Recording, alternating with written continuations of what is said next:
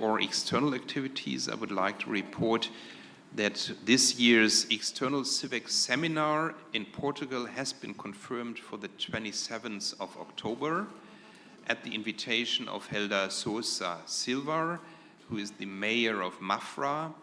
And the seminar in Mafra will focus on rethinking European identity and citizenship, the role of local and regional authorities. Mr. Sousa Silva will also take the floor in today's CIVEX meeting to share some information on this seminar. As of the other related and external activities, you will find information in the document that was uploaded in the members portal. I would like just to drive your attention to the postponement of the 10th subsidiarity conference in Valencia. That was originally scheduled for the 9th of September, but there is the need for a new date. It is still under discussion, but very likely that it will be the 10th to 11th of November. But of course, you all will be informed in due course on the confirmation of that. And finally, as of external activities for the next year, the call for interest will be sent out next week with a deadline by the first week of September, so everyone who would like to apply for an external meeting should then consider that call which will be sent out. I come to item 2.3, that is the distribution of points, and it is as follows. The EPP has 34 points, the PES has 15 points, RE has 23 points, EA 10, ECR 5, and the Greens have 4. But now you have to note also that some jokers have been used. So Renew Europe used the joker in December. The ECR used the joker in November last year. The EPP used its joker in March this year. And the Greens also played the joker in March, but as they have not obtained the opinion, they lost 3 points for having played the joker, but did not lose the joker. So that will be important now for the allocation of opinions. And that's exactly the item I'm now moving to. First, opinions on the basis of referrals. Here there are no opinions. Own initiative opinions. Here, according to the work program that has been distributed, it is proposed that 3 appointments will be made today. And the first one is on legal migration, attracting skills and talent to the European Union. This package was published on the 27th of April this year. The opinion would cost 5 points. The proposed timeline would be adoption in CIVEX on the 28th of September this year, and adoption in plenary in the session that runs from the 30th of November to the 1st of December also this year. So may I now invite each coordinator to share their views or support on the proposed initiative.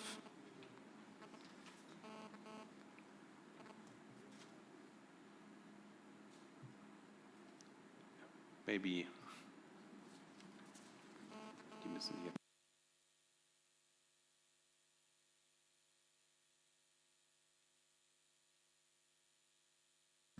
So there is no one. I'm sorry. Minister Lissen van Tongalo, please. Thank you for the invitation being here. I would like to propose Giuseppe Varacalli from the Renew Europe for the candidate for the migration discussion. Thank you very much. I think the first point was on substance of the initiative, if anyone wanted to take the floor on that. When it comes to the possible rapporteurs, yes, we would follow the known line. So I will now move to that point, as I see there is no one who wants to take the floor on the initiative itself. And I would now ask the coordinators whether they are presenting any candidate, and would start with the EPP. Thank you, President. EPP has not a candidate for this opinion. Thank you very much. Then we move on to Renew. Yes, That's- please. Yes, Now is the Vizep time. Varakali. I would like to candidate for the theme of migration, rapporteur migration. Thank you. Thank you very much. The Renew has nominated a candidate. I go on to the PES. Thank you, Mr. President. And we want to have Juan Calabois. Thank you very much. I move on to EA.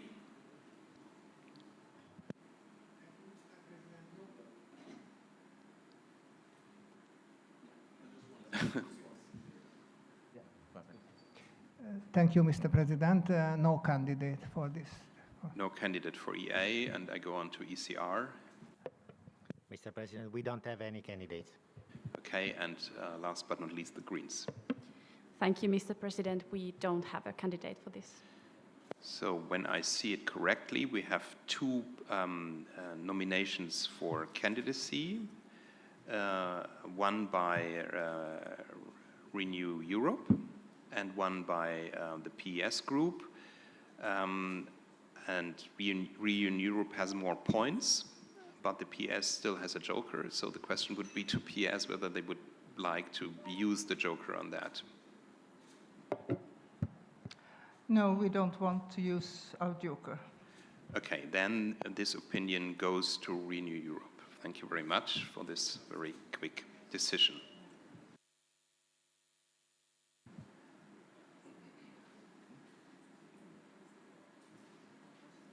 I move on to the next opinion, that is the role of EU cities and regions in rebuilding the Ukraine. The communication was presented on 18th of May this year. The opinion would also possibly embrace a referral from the Czech presidency of the EU, including touching also upon the enlargement perspective of the Ukraine. European Commission communication was adopted on the 17th of June on this. This opinion would cost 2 points. And I would suggest that in order to be consistent with the interinstitutional calendar, we proceed to the appointment of a rapporteur general at the upcoming plenary session. Here, the proposed timeline would be appointment of a rapporteur general at the plenary session in June, next week. A general exploratory debate in CIVEX on the 28th of September, so that will be our next commission meeting, and adoption in plenary on the 12th or 13th of October. So that would be the procedure. And now I would again go through the list of political groups, and I would like to ask the political groups to indicate whether they are presenting any candidate for rapporteur, and start with the EPP. Thank you, Mr. President. Yes, we have a candidate, his Polish colleague Olgier Geblewicz, President of West Pomeranian region. Thank you very much. And I move on to Renew Europe. We don't have a candidate. Thank you. Thank you very much. And we go on with the PES. Thank you, Mr. President. Yes, we have a candidate in Dario Nordella. Thank you very much. And we go on to EA. Thank you. No candidate for that. Thank you. Thank you. And ECR. No, non abbiamo candidati, però credo che sia molto importante su questo tema sottolineare come un membro vicino al confine con l'Ucraina possa redarre questo parere nell'interesse di tutto il Comitato delle Regioni. Quindi un candidato polacco ci trova favorevoli. Was gesagt hat, dass würden ein Thema ist, also den Unterstützung für den polnischen Kandidaten. The Greens, please. Thank you, President. We don't have a candidate for this opinion. So I now look at the list of points. The EPP has more points, but the PS, as mentioned before, has a joker. So again, the question would be whether they would play the joker on that. Thank you, Mr. President. Yes, we want to use our joker in this opinion. Thank you very much. As no one else who still has a joker has indicated to have a candidate, that opinion then goes to the PS. Thank you very much.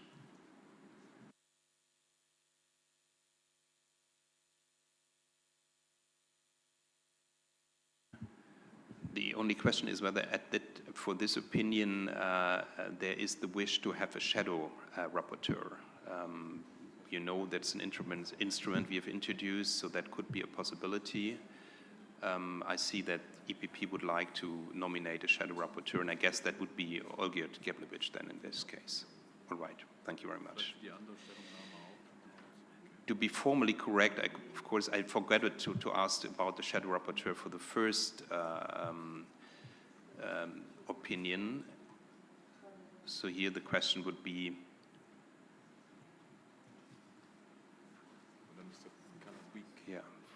whether the PS would like to nominate a shadow rapporteur.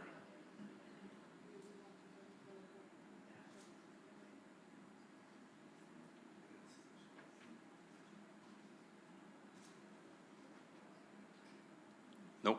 Okay. So that's what we have for the protocol. We will have a shadow rapporteur for the opinion on Ukraine.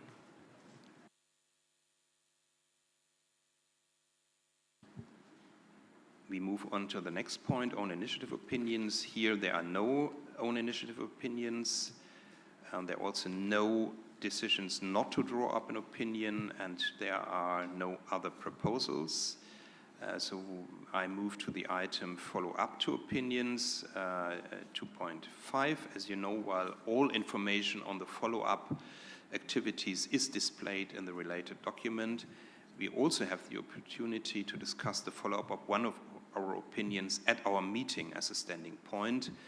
And for this meeting, our colleague Michael Murphy, a rapporteur of the opinion on strengthening the EU-UK relationship at subnational level and remedying the territorial impact of the UK's withdrawal from the EU, will speak about the first meeting of the EU-UK Parliamentary Partnership Assembly that took place on the 18th of May.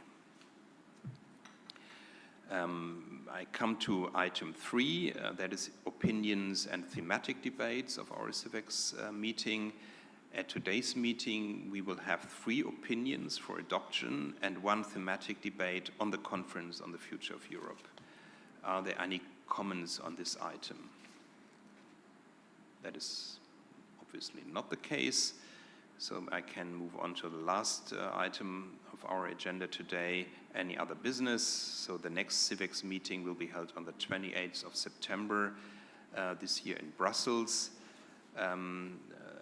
This will be formally by my last meeting, but I will just open it because the first point of the agenda will be the election of a new chair of the CIVEX Commission. Formally, this is not the last meeting, but it's, well, in a way, it's the last real meeting. So do you see any other item that should be discussed under any other business? Anyone? Please. Grazie Presidente, per ringraziarla anche per il lavoro. Grazie Presidente, ne approfitto per ringraziarla anche per il lavoro che ha svolto in questi 2 anni e mezzo come Presidente di Commissione. Io vorrei portare all'attenzione della Presidenza e dei coordinatori il fatto che nella giornata di domani a questi importanti dibattiti che saremo chiamati a seguire manca sostanzialmente un bilanciamento tra i gruppi politici in quanto il nostro gruppo ICR non ha nessun membro che può partecipare al dibattito, ovviamente come relatore. Ovviamente noi saremo in platea, cercheremo di stimolare quelli che sono i relatori, però chiediamo se ci fosse in ultima istanza la possibilità di inserire per domani mattina un relatore anche del nostro gruppo su queste tematiche che toccano ovviamente tutta l'Europa e su cui crediamo di poter portare un nostro contributo. Grazie.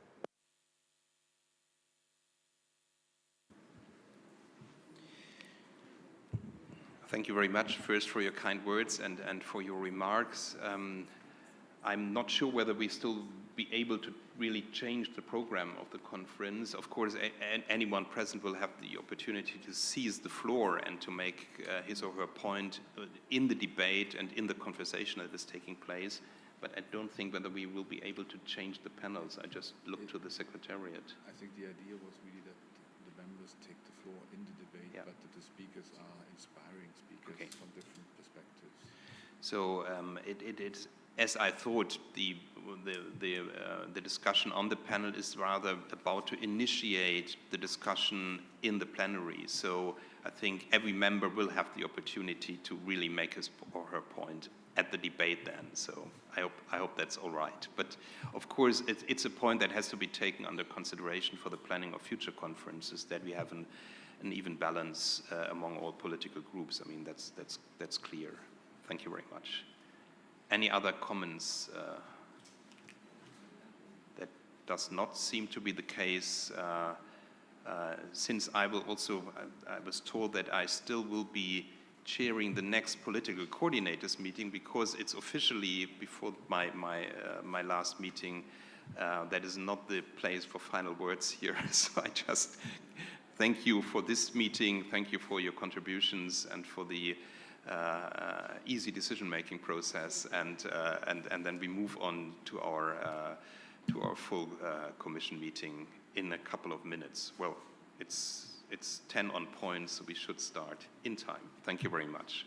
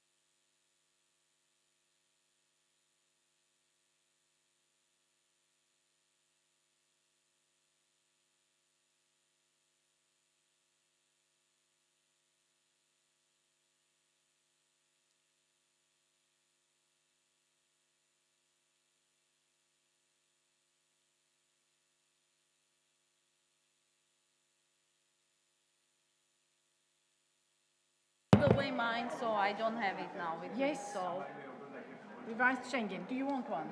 for Antje, but do you have more? Yeah, You you have have one. for 25. No, for all the members. Oh no. You. I'm just saying. You keep it. You distribute it. It's just you pay attention. Of Yes, course. absolutely. Yeah. Of course you do. But I'm just saying. You away mine, so. Good morning. I'll give it to you later. You can have your Do you have another one? Yes, please. Oh,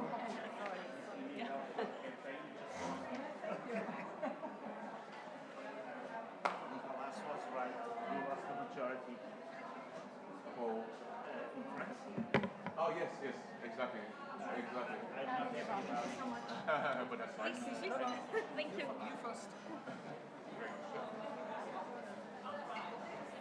Tout s'est bien passé, on a même le rapport, on a un rapporteur. Mais grâce à ceci. Voilà. Les alliances, ça paye tout. Exactement.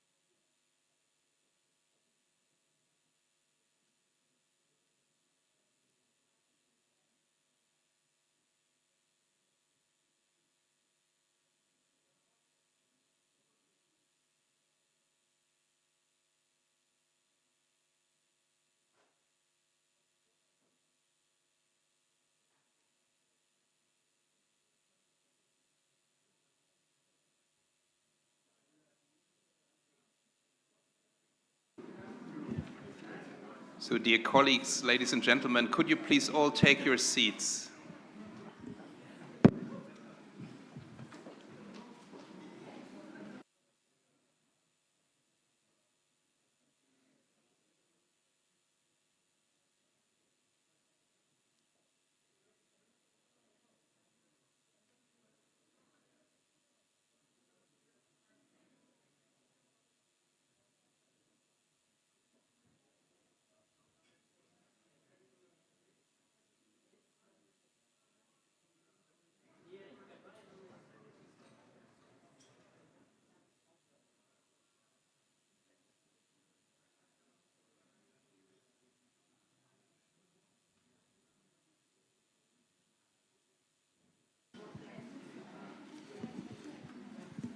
So, dear colleagues, ladies and gentlemen, after more than 2 years of fully remote or hybrid meetings, it's so great to look into a room full of people.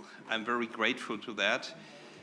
My very first meeting as a chair of the CIVEX Commission was an in-person only meeting that took place in February 2020 in Brussels. And then COVID struck, so it is really great to see you all back and to have this meeting here.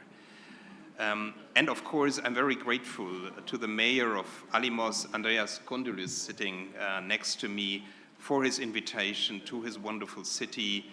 Our venue is not only beautiful, as you all can see, but is also meaningful. We are moving back to the cradle of European democracy. And that has an impact for the history of mankind. And of course, it has an impact for many of the issues we are discussing in the CIVEX Commission. Therefore, I really would like to extend my gratitude to our Greek hosts for having us here. I think it's really fantastic to be here. And second, I'm very glad to give the floor to Georgios Patoulis, who is the head of the Greek delegation at the Committee of the Regions and the governor of the Attica region. And I'm very grateful that he's here with us and that he will welcome us. So the floor is yours.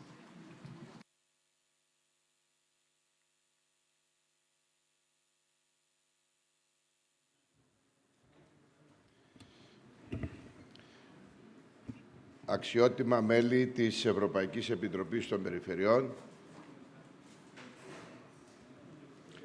κύριε Πρόεδρε, κύριε Δήμαρχε Αλήμου, αγαπητοί συνάδελφοι, κυρίες και κύριοι. Σας καλωσορίζω στην Αττική, που φιλοξενεί και πάλι τη Σύνοδο της Επιτροπής για την Ηθαγένεια, τη διακυβέρνηση, τις θεσμικές και εξωτερικές υποθέσεις της Ευρωπαϊκής Επιτροπής των Περιφερειών. Μετά από 4 χρόνια, όταν ως Πρόεδρος της Κεντρικής Ένωσης Δήμων Ελλάδος είχα την τιμή να συντονίσω τη διοργάνωση της CIVEX στην Αθήνα. Ένα σχετικά σύντομο χρονικό διάστημα μέσα στο οποίο οι κοινωνίες μας δοκιμάστηκαν σκληρά από την πανδημική κρίση και την πρόσφατη αποσταθεροποίηση στην Ανατολική Ευρώπη.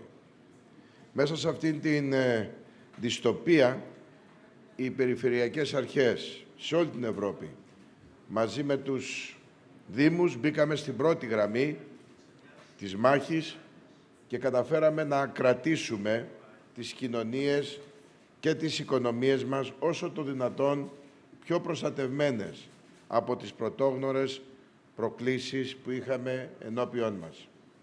Σήμερα, ως επικεφαλής της ελληνικής αντιπροσωπείας της Ευρωπαϊκής Επιτροπής των Περιφερειών, βρίσκομαι με μεγάλη χαρά μαζί σας, προκειμένου να συζητήσουμε, να βρούμε τις βέλτιστες λύσεις πάνω στα φλέγοντα θέματα της κοινής ευρωπαϊκής οικογένειας, ιδίως σε αυτά που έχουν να κάνουν με θέματα ηθαγένειας, κοινωνικής συνοχής και ορθής διαχείρισης του αυξανόμενου μεταναστευτικού και προσφυγικού ρεύματος υπό την πίεση της πρόσφατης εισβολής της Ρωσίας στην Ουκρανική επικράτεια. Και είμαι σίγουρος ότι οι ευρωπαϊκές περιφέρειες, κεφαλαιοποιώντας την πείρα που απέκτησαν από την αντιμετώπιση των πολύπλευρων συνεπειών της πανδημικής κρίσης, θα δώσουν και πάλι λύσεις αποτελεσματικές και αξιόπιστες. Στη δύσκολη εποχή που διανύουμε, ο κομβικός ρόλος των περιφερειών στη διαμόρφωση της Ευρώπης του μέλλοντος επιβεβαιώνεται καθημερινά από τις μετρήσεις κοινής γνώμης και εμπεδώνεται στη συλλογική συνείδηση των ευρωπαϊκών κοινωνιών. Αποτελεί πλέον κοινή πεποίθηση των πολιτών ότι οι τοπικοί αιρετοί αξιωματούχοι μπορούν να αποτελέσουν τον καταλήτη στην ανάκαμψη των οικονομιών, αλλά και την πολυπόθητη κοινωνική συνοχή υπό την προϋπόθεση της ενεργούς συμμετοχής στη λήψη των αποφάσεων. Τώρα είναι περισσότερο από ποτέ αναγκαίο η περαιτέρω ενίσχυση της πολυεπίπεδης διακυβέρνησης με βάση την αρχή της επικουρικότητας, ώστε να παγιωθεί θεσμικά ένας κεντρικός ρόλος για τα τοπικά εκλεγμένους αξιωματούχους εντός της Ευρωπαϊκής Ένωσης.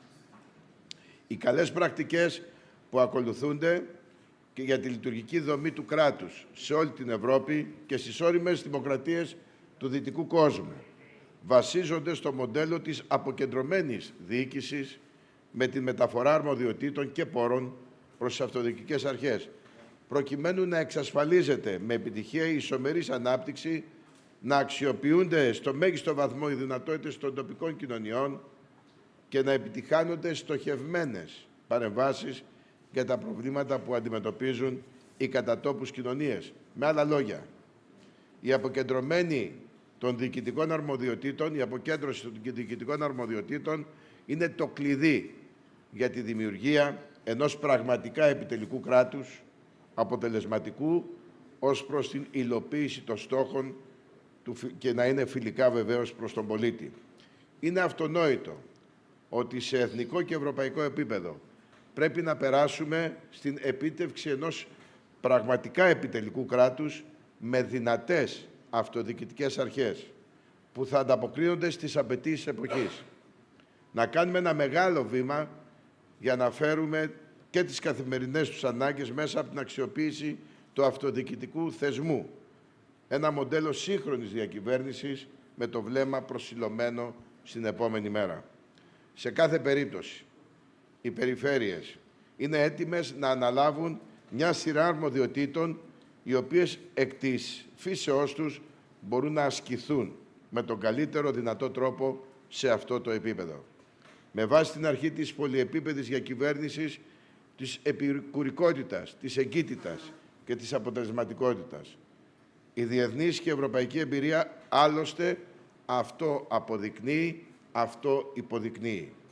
Θέλω να συγχαρώ τον αγαπητό δήμαρχο φίλο Αλήμου, Ανδρέα Κονδύλη, ένα καλό συνάδελφο και συνοδοιπόρο, για την πρωτοβουλία να διοργανώσει μαζί με την Ευρωπαϊκή Επιτροπή των Περιφερειών και όλους τους ηθήνοντες της Βρυξέλλες τη σημερινή σύνοδο που φέρνει και πάλι την Ελλάδα και την Αττική μας στο επίκεντρο.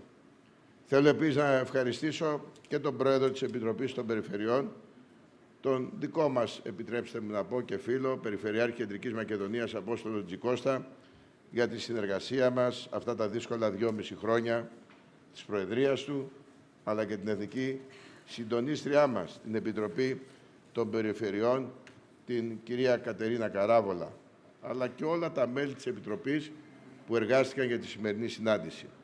Εύχομαι κάθε επιτυχία στις εργασίες της Συνόδου, ευελπιστώντας ότι η επόμενη συνάντησή μας στην Αττική θα γίνει σε ένα περιβάλλον ειρήνης, σταθερότητας, ευημερίας. Και ευχόμαστε τις ημέρες που θα παραμείνετε στην Ελλάδα να απολαύσετε και την Αττική. Εμπειρία μέσα από τη ζεστή φιλοξενία, τις ποιοτικές υπηρεσίες μιας περιφέρειας που αλλάζει πρόσωπο, ανταποκρινόμενη στις σύγχρονες προκλήσεις. Και είμαι σίγουρος όταν θα πάτε στις πατρίδες σας θα έχετε μια γλυκή, όμορφη ανάμνηση για την Αττική μας που θα σας ξαναφέρει πάλι εδώ και για λόγους τουρισμού. Σας ευχαριστώ πολύ.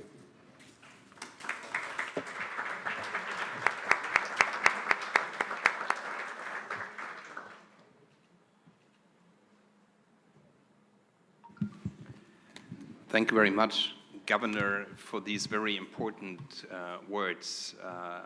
And it is really great to be here and to have this fantastic hospitality. Of course, we had a lot of Greek power play at the COR in the last 2.5 years, and I think therefore it's really great to be at least in Greece. So thank you very much for that. And now, before I hand over to our host, the Mayor, Andreas Kondylis, I just would like to remind you of the interpretation in 10 languages. I think most of you will have realized this until now. So we'll have interpretation for Spanish, German, Greek, English, French, Italian, Dutch, Polish, Finnish, and Swedish.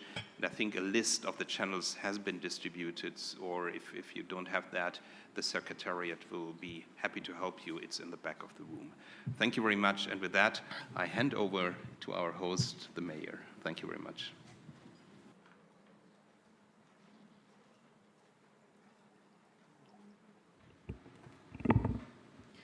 Mr. President of CIVEX, dear Mark, Mr. Governor of the region of Attica, dear colleagues, ladies and gentlemen, welcome to Greece, welcome to our home, Alimos.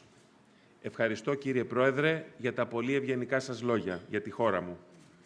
Βρισκόμαστε στην Αθηναϊκή Ριβιέρα, έναν πολύ όμορφο τόπο που θα το διαπιστώσετε κι εσείς.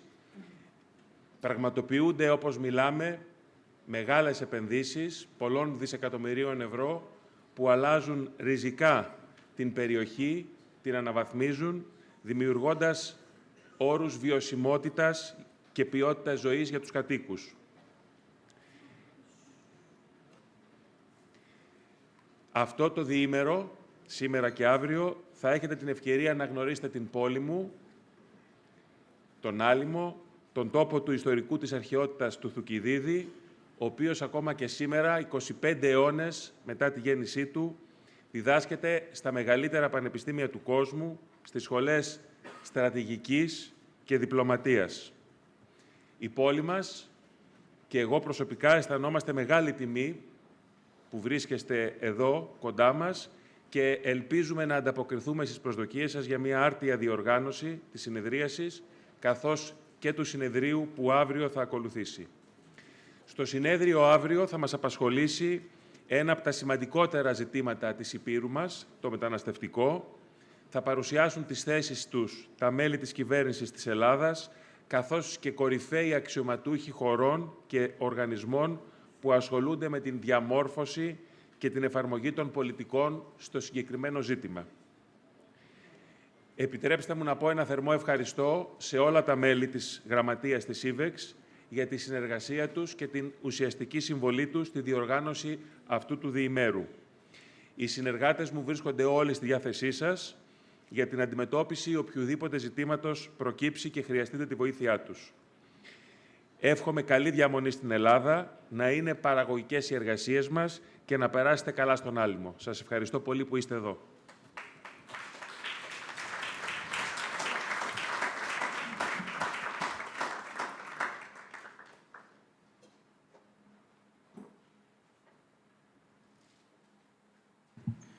So thank you very much, Mayor. Thank you very much, dear Andreas, for this kind words, and as I already said, for having us in this really wonderful city of Alimos. And with that, we go over to the formal part of our meeting and to item 1, which is the adoption of the draft agenda. May I ask you for your approval?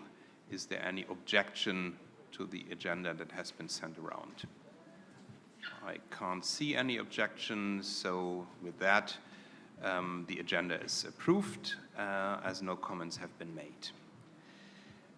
I come to item 2, which is approval of the minutes of our last meeting that was held on the 29th of March. Are there any comments on that?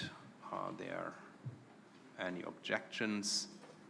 That is not the case, so the minutes are approved. Thank you very much. I come now to the statement of the chair, which is item 3, and as usual, I would like to turn back to my native German, so I give you a second to use the interpretation.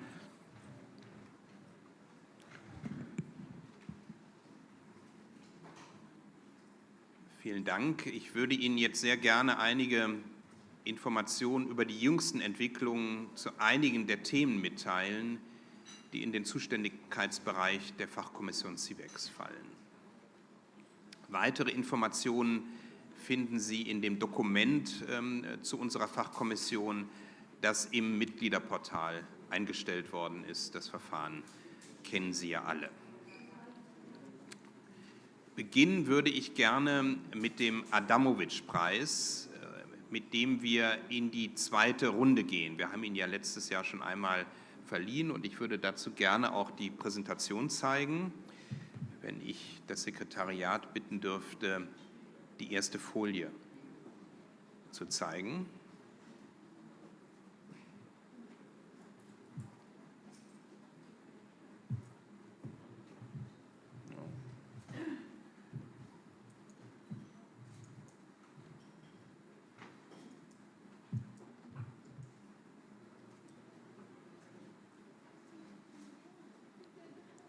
We'll wait a couple of seconds.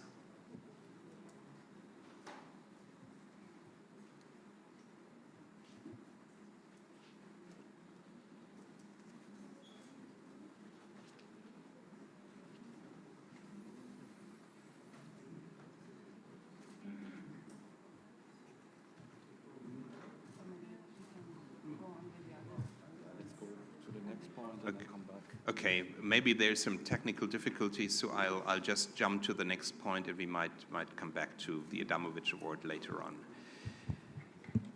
Der nächste Punkt ist die Konferenz zur Zukunft Europas. Sie alle werden diese Konferenz verfolgt haben. Sie endete mit einer großen Veranstaltung in Straßburg am 9. Mai, dem Europatag. An diesem Tag ist ein Bericht vorgelegt worden an den Vorsitz des Rates und die Präsidenten des Europäischen Parlaments und der Europäischen Kommission. Dieser Bericht enthält 49 Vorschläge der Konferenz zur Zukunft Europas und darüber hinaus sehr ausführliche Umsetzungsmaßnahmen. Jetzt kommt die Zeit, wo wir diese Ergebnisse der Konferenz auswerten und vor allen Dingen auch Folgemaßnahmen ergreifen wollen. Denn es ist völlig klar, dass wir nicht mit diesem Bericht stehen bleiben wollen. Der Bericht ist nur der Beginn des nächsten Kapitels, eines Kapitels, in dem es um die politische Umsetzung gehen wird. Und wir sollten Teil dieses Prozesses sein. Wir müssen auch Teil dieses Prozesses sein. Zu diesem Zweck und auch zur Vorbereitung der anstehenden Plenartagungen des COR wollen wir eine Entschließung zum Follow-up der Konferenz über die Zukunft Europas verabschieden. Und wir werden heute bei der CIVEX-Sitzung auch eine Debatte über die Konferenz zur Zukunft Europas führen. Wir als CIVEX haben diesen Prozess sehr, sehr eng begleitet. Wir waren innerhalb des COR die Kommission, die sich am intensivsten mit der Konferenz zur Zukunft Europas auseinandergesetzt hat. Und das wollen wir auch für den Folgeprozess so machen. Das nächste Thema, das ich habe, ist das Thema der Subsidiarität. Die 10. Subsidiaritätskonferenz findet in Valencia statt. Sie war ursprünglich für den 9. September vorgesehen, wird jedoch wegen unvorhergesehener Umstände auf einen späteren Zeitpunkt im Herbst verschoben.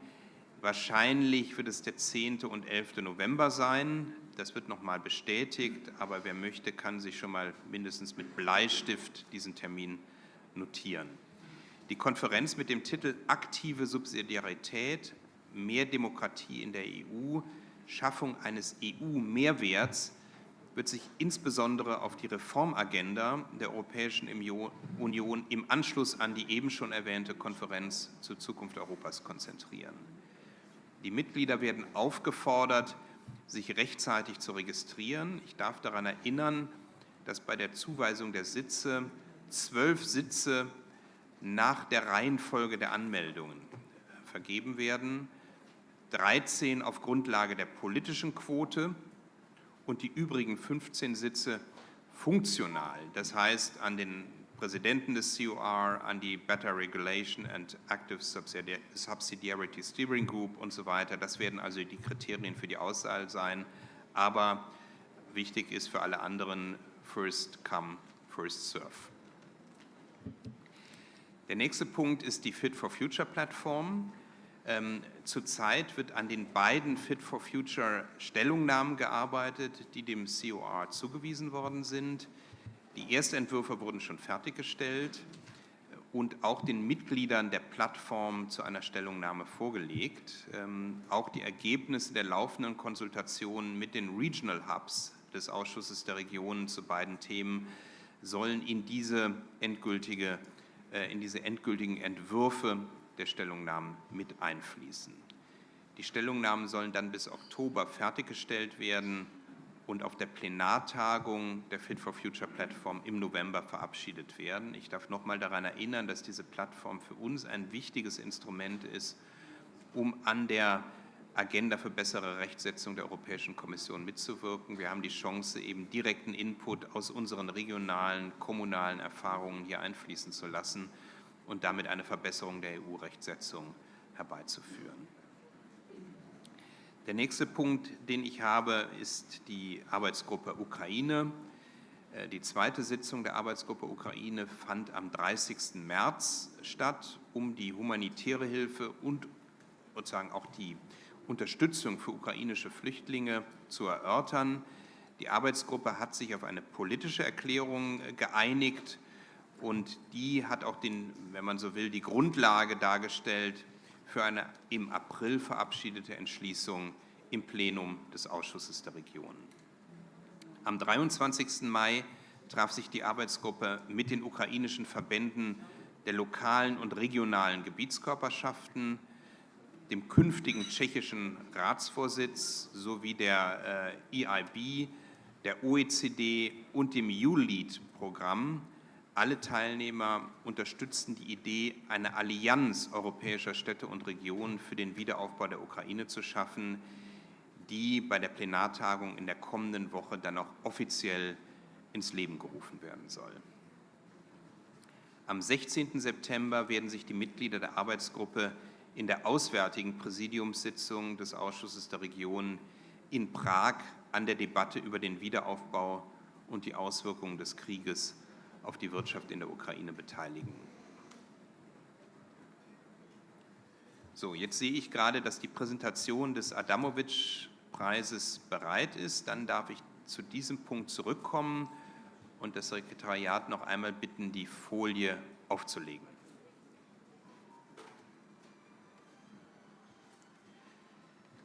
Ich möchte Sie alle zunächst darüber informieren, dass die zweite Runde des Adamowitsch-Preises am 9. Juni durch die Generalversammlung des sogenannten ICORN, das ist International Cities of Refuge Network, in Danzig ausgelobt wurde. Und wenn wir zur Folie 2 kommen und 3, Slide 2 and 3. You can see that. Der Preis steht in enger Verbindung zu der Stadt Danzig und ihrem verstorbenen Bürgermeister Pavel Adamowitsch.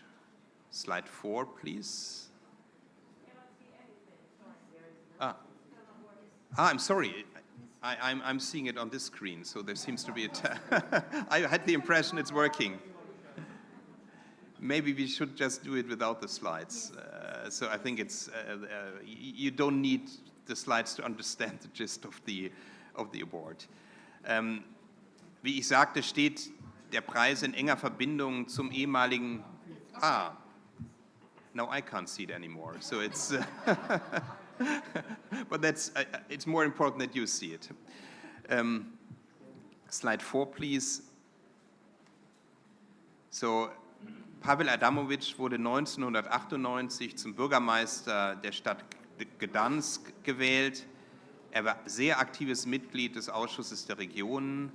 Seine politischen Ambitionen waren stets der Solidarität, der Integration von Migranten und Minderheiten, dem Dialog mit der Zivilgesellschaft und der Förderung der Grundrechte gewidmet. Und er hat diese Position mit sehr großem Mut vertreten. Slide 5. Aufgrund seines persönlichen und öffentlichen Engagements für diese Werte war er Ziel vieler Hasskampagnen. Am 13. Januar 2019 wurde er während einer Charity-Veranstaltung des Great Orchestra in Danzig ermordet von einem politisch Radikalen. Slide 6. Der Ausschuss der Region hat in Zusammenarbeit mit unserem Partner ICORN und der Stadt Danzig beschlossen, diesen Preis zum Gedenken und zur Ehre des Bürgermeisters Pavel Adamovic zu vergeben. Denn mehr denn je müssen wir uns für die Verteidigung der europäischen Werte, für die Verteidigung der europäischen Demokratie einsetzen und diese Werte schützen. Slide 7. Der erste Adamovic-Preis, der im März des letzten Jahres ins Leben gerufen wurde, wurde der Oberbürgermeisterin der Stadt Köln, Henriette Reker, am 14. Januar des Jahres verliehen. Henriette Reker stammt aus meiner Region, aus Nordrhein-Westfalen, und hätte beinahe das gleiche Schicksal wie Pavel Adamovic erlitten. Sie ist auch von einem Radikalen mit einem Messer angegriffen und schwer verletzt worden, hat dieses Attentat aber überlebt. Auf der Folie sehen Sie die Botschaft, die sie anlässlich der Verleihungszeremonie formuliert hat. Slide 8. Sehr geehrte Kolleginnen und Kollegen, ich möchte Ihnen heute mitteilen, dass das Nominierungsverfahren für den Adamovic-Preis bis zum 31. Oktober dieses Jahres noch laufen wird. Der Preisträger wird dann am 14. Januar 2023, das ist der Jahrestag der Ermordung von Pavel Adamovic, bekannt gegeben. Auf der Folie, die ich nicht sehe, aber Sie, müssten alle Auswahlkriterien dargestellt sein.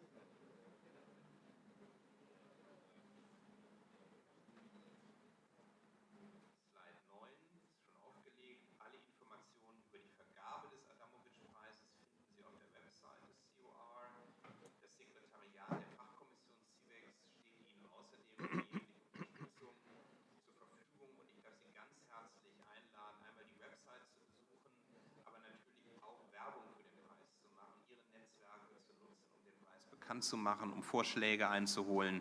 Denn natürlich wollen wir aus einer großen Gruppe von vorgeschlagenen Persönlichkeiten auswählen. Damit kann ich zum Ende dieses Punktes kommen und ich gehe wieder zurück zur Reihenfolge der anderen Punkte. Mein nächster Punkt sind die Arbeitsgruppen und gemischt beratenden Ausschüsse. Ich darf Ihnen allen mitteilen, dass der Enlargement Day dieses Jahres für den 6. und 7. Juli geplant ist. Er wird wie üblich als ein zweitägiges Live-Event in Brüssel stattfinden und diesmal in Zusammenarbeit mit dem tschechischen Ratsvorsitz organisiert. Kurz vor dieser Veranstaltung wird dann auch die Stellungnahme zum Erweiterungspaket 2021 auf unserer Plenartagung will also be adopted at the upcoming COR plenary. Die gemischt beratenden Ausschüsse und Arbeitsgruppen joint consultative committees and working groups will meet in Brussels on the 6th of July, and each one will have a one-day session regarding the issue of youth. You all knew that it is the European Year of Youth, so this is a focus point which will be discussed at this occasion. It is expected that the autumn round of the external meetings of the Joint Consultative Committee and the Working Group will also resume as in-person plenary session in our partner countries. The dates for these external meetings will be communicated next week. That brings me to the Eastern Partnership Core League. The 11th meeting of the Core League will take place on the 3rd November in Liberec in the Czech Republic this year under a new presidency, co-presidency, together with the president of the COR and a Georgian co-president on the side of the Eastern, from the side of the Eastern Partnership. The Core League will be on this meeting that is organized together with the Czech presidency, and they will discuss the new orientation of the Eastern Partnership, and there will be 2 reports that will be adopted. That brings me to the south neighbourhood, Arlem. I would like to remind that the 13th Arlem plenary session will take place on the 7th and 8th of November in Izmir in Turkey. The associated ceremony of the Arlem Award on Young Local Entrepreneurship in the Mediterranean will take place alongside this plenary session. Here again, I would like to encourage you to disseminate among your partners in the South Mediterranean, as the deadline for applications is open until the 15th of August. And of course, we are looking forward to see many proposals regarding young local entrepreneurship. Any remarks or questions regarding this report?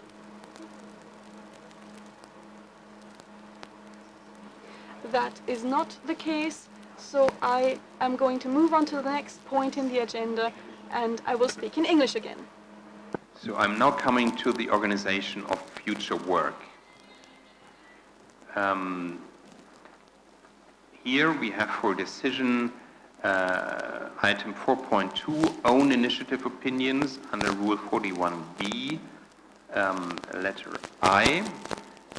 And the first one is legal migration, attracting skills and talent to the European Union.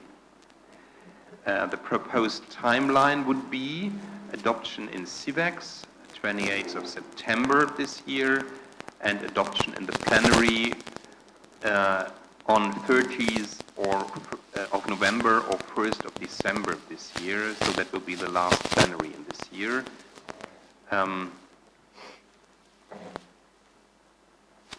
Following the exchange with the political coordinators this morning, it is proposed to proceed with the CIVEX opinion on legal migration, attracting skills and talent to the EU. The coordinators have agreed to suggest putting forward Giuseppe Varacalli from Renew Europe as rapporteur. Can I have agreement on that proposal? Or is there any objection? That makes it easier. Is there any objection? So that is not the case. So thank you very much. And we have a rapporteur on this. Congratulations on that. Mr. Varacalli will be responsible for this opinion. Thank you very much. The next item is the communication from the Commission to the European Parliament, the European Council, the European Economic and Social Committee, and the Committee of the Regions on Ukraine relief and reconstruction. Here, the proposed timeline would be the appointment of a rapporteur general in the plenary session next week, a general exploratory debate in CIVEX on the 28th of September, that will be our next Commission meeting, and the adoption in the plenary on the 12th or 13th of October. So here we have a quite tight timeline.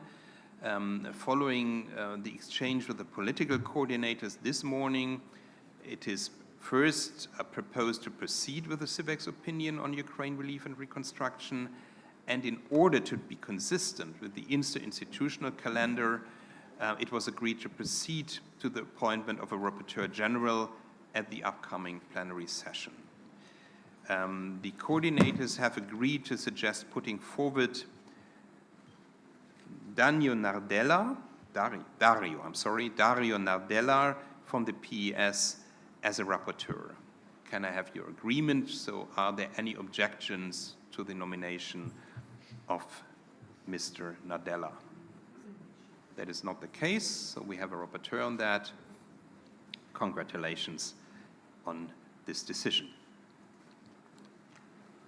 I move on to item 4.3, which is own initiative opinions. Here there are no decisions on own initiative opinions. There are also no decisions not to draw up an opinion, and that brings me to item 4.5, the ongoing work program and decisions on attributions by the President. Here you can find the updated version of the ongoing work program in the members' portal. And we go on quickly to item 4.6, follow-up to opinions. The document on the follow-up to opinions is available also in the members portal. In this regard, I would like now to give the floor to our colleague Michael Murphy. He is rapporteur on the opinion on strengthening the EU-UK relationship at subnational level and remedying the territorial impact of the UK's withdrawal from the EU. I think that the title nearly is an opinion. Michael, I would like to ask you to speak to us about the first meeting of the EU-UK Parliamentary Partnership Assembly, which took place on the 18th of May and where you represented the CUR. So please, Michael, the floor is yours for 3 minutes. Thank you, Mr. President. First of all, yes, I was delighted to attend the first meeting of the Parliament's Parliamentary Assembly on the 12th of May to be delegated by our COR President, who was issued an invitation by its chair, Member of Parliament, Madame Lusseau. The Parliament's Parliamentary Assembly is hugely important in the context of the implementation and governance of the Trade and Cooperation Agreement and feeds into the work of the Partnership Council that has overall responsibility in this regard. Our role as an observer must be and should be seen as a key impact result from the latest COR product in this regard. As you mentioned, my opinion on strengthening the EU-UK relationship at the subnational level. Mr. President, the formal agenda had two key focused areas, sanctions against Russia and energy policy. But in reality, you can appreciate that these focus areas were overshadowed by what was really tense political atmosphere and debate around latest developments. There was high-level participation from both sides, not least the participation of the Parliament's President, Roberto Metsola, Marko Šefčovič, Vice President for Interinstitutional Relations and Foresight at the Commission, Michael Ellis on behalf of the UK side, who is the third highest ranking minister. Before I conclude, Mr. President, just that your mandate is coming to a conclusion, and I want to thank you for your leadership over the last 2.5 years. As a member, but also, as I said, as a Commission Chair, I've seen firsthand your impact, your successes around and on so many different areas that fall within the competences of CIVEX. I want to thank you for being a strong voice on behalf of local and regional authorities, and I particularly want to champion your work around the conference on the future of Europe, and to say to you, Mark, as your mandate does come to an end, just to be very proud, and I think you deserve it. I know whether this is the appropriate time, but I am a fellow Commission Chair, and I think you deserve a round of applause for your leadership over the last 2.5 years.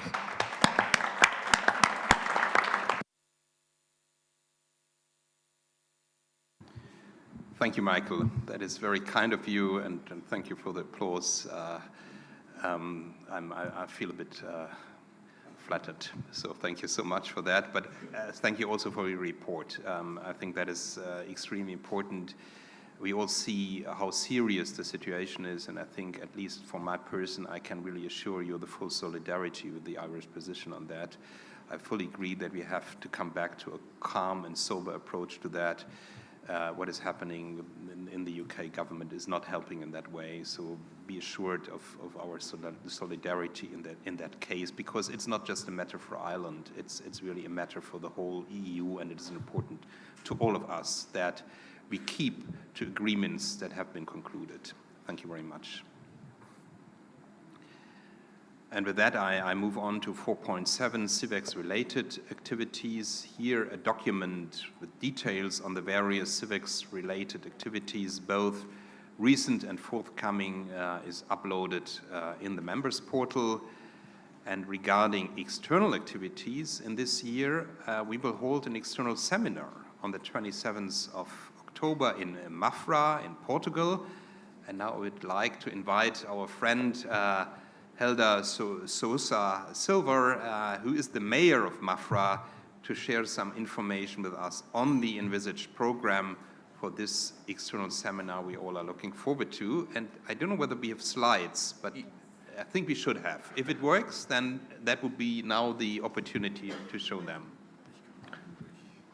Mr. President, dear Mark, dear colleagues, in 2 minutes I would like to reinforce the invitation to the next CIVEX seminar to be held, as you said, in Mafra, Portugal, next 27 October. As you know, the European identity is a fundamental element of the construction of the European project. However, in the past years, several factors are challenging the European identity. For example, the globalization. The second slide, please. Second, not third. Okay, thank you very much. However, as I said, in the past years, several factors are challenging the European identity. For example, the globalization, the misinformation, the populisms, the COVID-19 pandemic, and the last but not the least, the war in the Ukraine. Third, please. The objectives of the seminar are, among others, the following. The first one is to encourage reflection on European identity and values and how today are being promoted to citizens, to debate the key role of the local and regional authorities play in the defending these values and the European identity to the European citizens, and of course to promote discussion on citizen participation and European citizenship. The fourth slide, please. And one of the most important is providing a multi-level dialogue together with the national authorities, the European Commission, the COR, and the local and the regional authorities. The next, please. Only 2 words to share where and what is the main issues of my hometown. The municipality of Mafra is located 40 kilometers north from Lisbon. We have, I'm suspicious as you know, a beautiful coastal Atlantic coast, and of course we have the Royal Building of Mafra. It's a World Heritage Site, and this is in this place that will be located the seminar. We are only the first world surfing reserve of Europe, especially orientation for the sliding sports.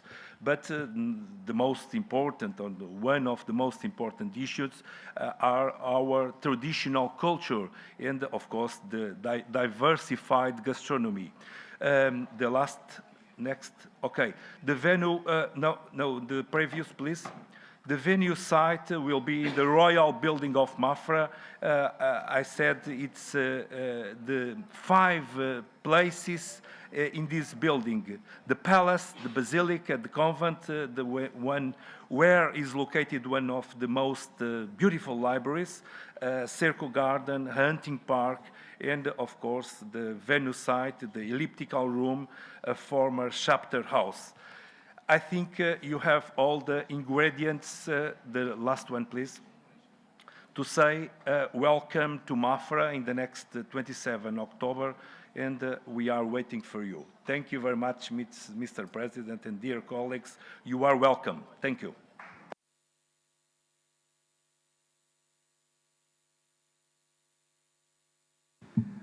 Thank you very much, dear Helder, for this introduction to the seminar in Mafra. I think you have been able to convince all the members how important and attractive it is to come there. It's a very timely subject, and it's a very rich cultural place. So in a way, after Alimos is before Mafra, with some Brussels in between, but you all should consider going there. Thank you very much. Finally, I would like to refer to the next year, external activities in 2023. Here, the call for interest will be sent to all of you in the next week, with a deadline by the first week of September. So therefore, you can start now to gather and prepare your ideas and proposals. I think the external meetings and seminars are a crucial part of our activities.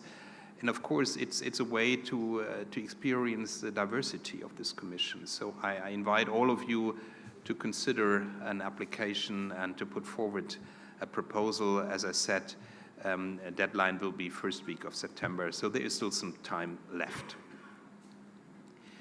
And with that, we are moving to the discussion and adoption of opinions. We will today adopt 3 opinions, and we will vote in a very traditional way. Well, not just because we return to the cradle of European democracy, so we will not use clay pieces, but we will, I think we will have to use our nameplates to vote. You all are used now to the wonderful electronic instruments. We won't have that today. We will do it the traditional way, and I think it will work as well. I just asked the secretary, do we have we don't have the cards in, okay, so we'll use the nameplates, that's fine, it will work. I would now come to the first of those opinions, and that's the revised Schengen area governance. That is an opinion by our colleague Antje Grotter of the PES group. And I would now like to invite the rapporteur to take the floor for 7 minutes and present the opinion. And of course, you're invited to come to the table up front.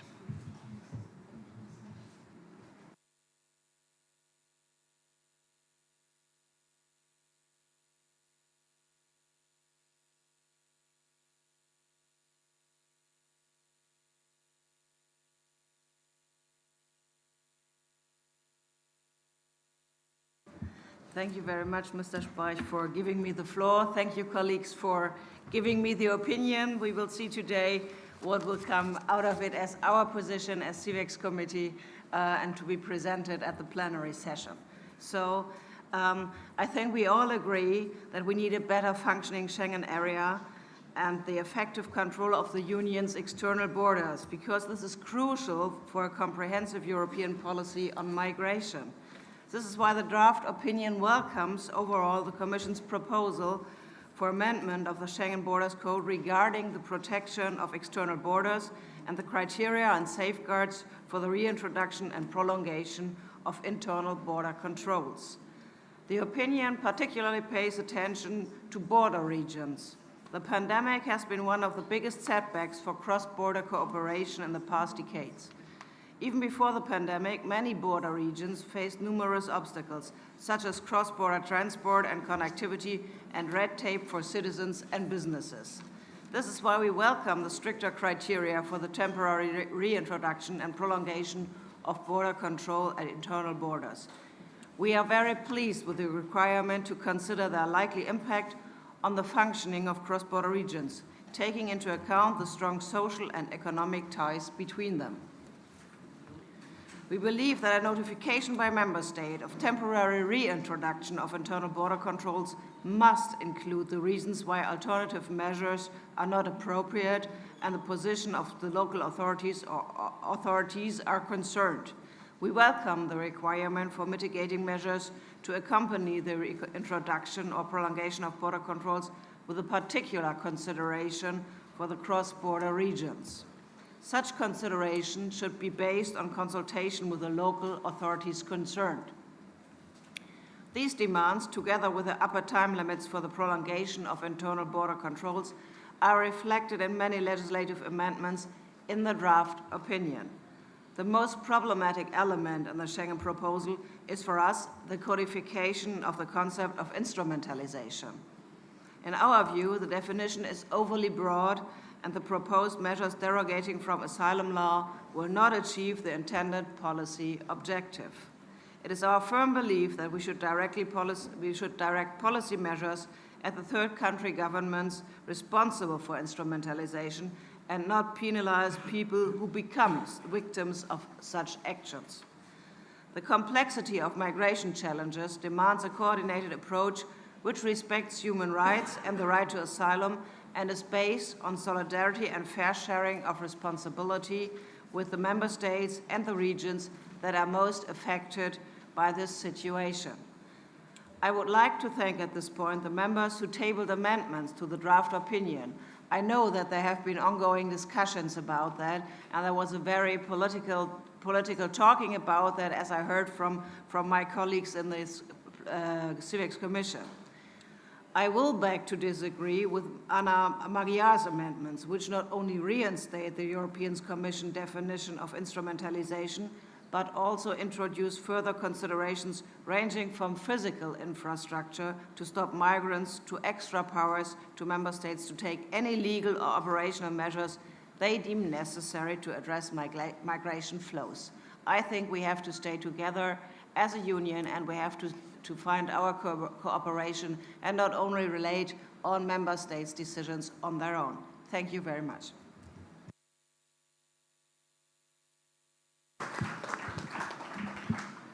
Thank you very much, Ms. Cotter, for this introduction to the opinion. As rightly as you mentioned, it's a political controversial issue, and I think it's good that we also have controversial issues at the table. So that is important. That is essential for democracy, to debate on such things, and that's why I now would like to invite the members to come to the floor with interventions. 2 minutes each, please. So please keep to the time. I see Ms. Maya with the first one, please. Thank you, dear Mr. Chair, Mrs. Rapporteur, ladies and gentlemen. I try to be short. Most of the amendments are mine. I would like to ask your attention to the fact that the instrumentalization of the migrants is a real threat, and the fact that which happens many times. I do not give you examples from Hungary. Instead, it is worth to remember the cases of Belarus at the Polish and the Baltic states borders, with clear evidences that migrants were utilized as tools for political reasons to attack the EU member states. This is why I tabled several amendments about this. Also, it is important to emphasize that not only state actors can carry out such activities, I mean instrumentalization of migrants. For example, there are third countries whose territories are under the control of internationally unrecognized militias that cannot be considered as state actors. Also, I would like to stress that the establishment of physical barriers is fully in line with the EU law, a fact which should be reflected in the regulation. Thank you so much. Thank you very much, Ms. Maya, and we come next to Ms. Johansson. Thank you, Mr. President, and I will continue in Swedish. På PES-gruppens vägnar vill jag gratulera Antje Grotter till hennes mycket goda och omfattande utkast till yttrande. Europeiska kommissionens förslag antogs i december förra året, och när Europeiska unionen och världen som helhet faktiskt var en helt annan plats än idag. Vid den tidpunkten var vi tvungna att dra lärdom av pandemin och säkerställa en bättre samordning vid hälsohotet. I de uppdaterade Schengenbestämmelserna anges tydligt att återinförandet av kontroller vid de inre gränserna måste vara den absolut sista lösningen at the borders, but that must be the last solution. We do support the reporter when she says we have to evaluate the border controls, and we must not have anything that is guided by other ideas. It is necessary to have a guarantee for free mobility, but also for the internal market. I do agree that this action must be based on strict criteria, a good coordination with local authorities, and we have to evaluate the border effects if we introduce this, we do agree that we have to be very careful when we admit exceptional procedures when we have a situation where migrants are used for political reasons. The complexity of the situation requires a coordinated strategy that respects human rights and the right to asylum, built on solidarity and justice with the region which is most affected. Any additional actions must include local and regional authorities, and the definition of instrumentalization must be reworked in order to guarantee openness and predictability when there are particular situations. So we can ask ourselves, are the Ukrainian migrants not used by Putin? So when we see threats against general order, we must really act, because people are used by various regimes for different reasons, but it's important that human rights are valid for everybody in all situations. Thank you for the floor.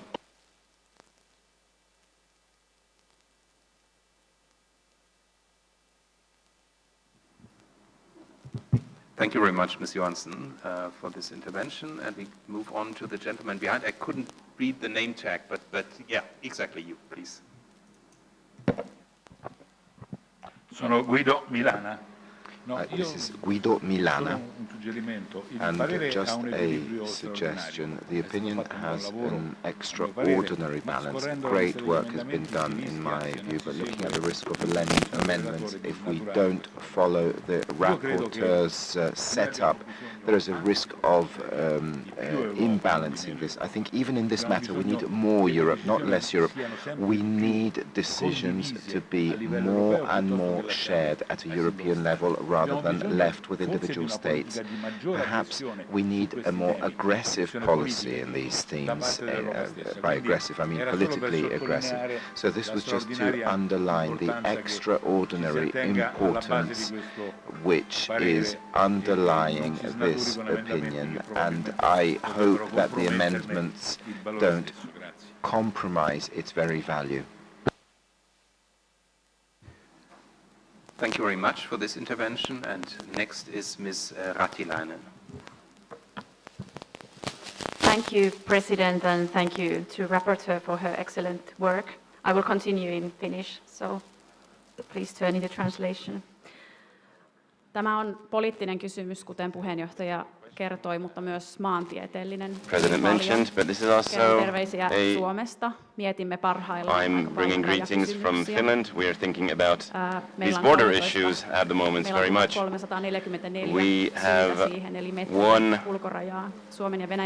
1,344 kilometers of common border with Russia, so we have to think about this matter quite a bit.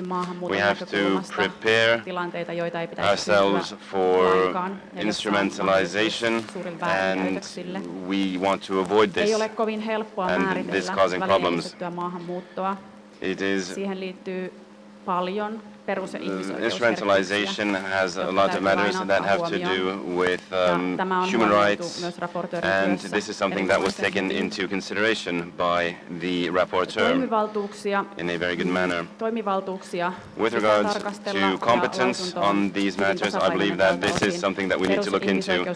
I believe that fundamental rights, human rights, are always undividable, and they are also valid in good and bad times. Thank you.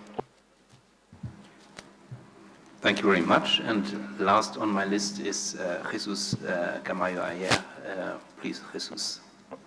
Muchas gracias, presidente. Quiero, en primer lugar, felicitar. Thank you, Mr. President. I would like to start by congratulating you for your work and the rapporteur for her work.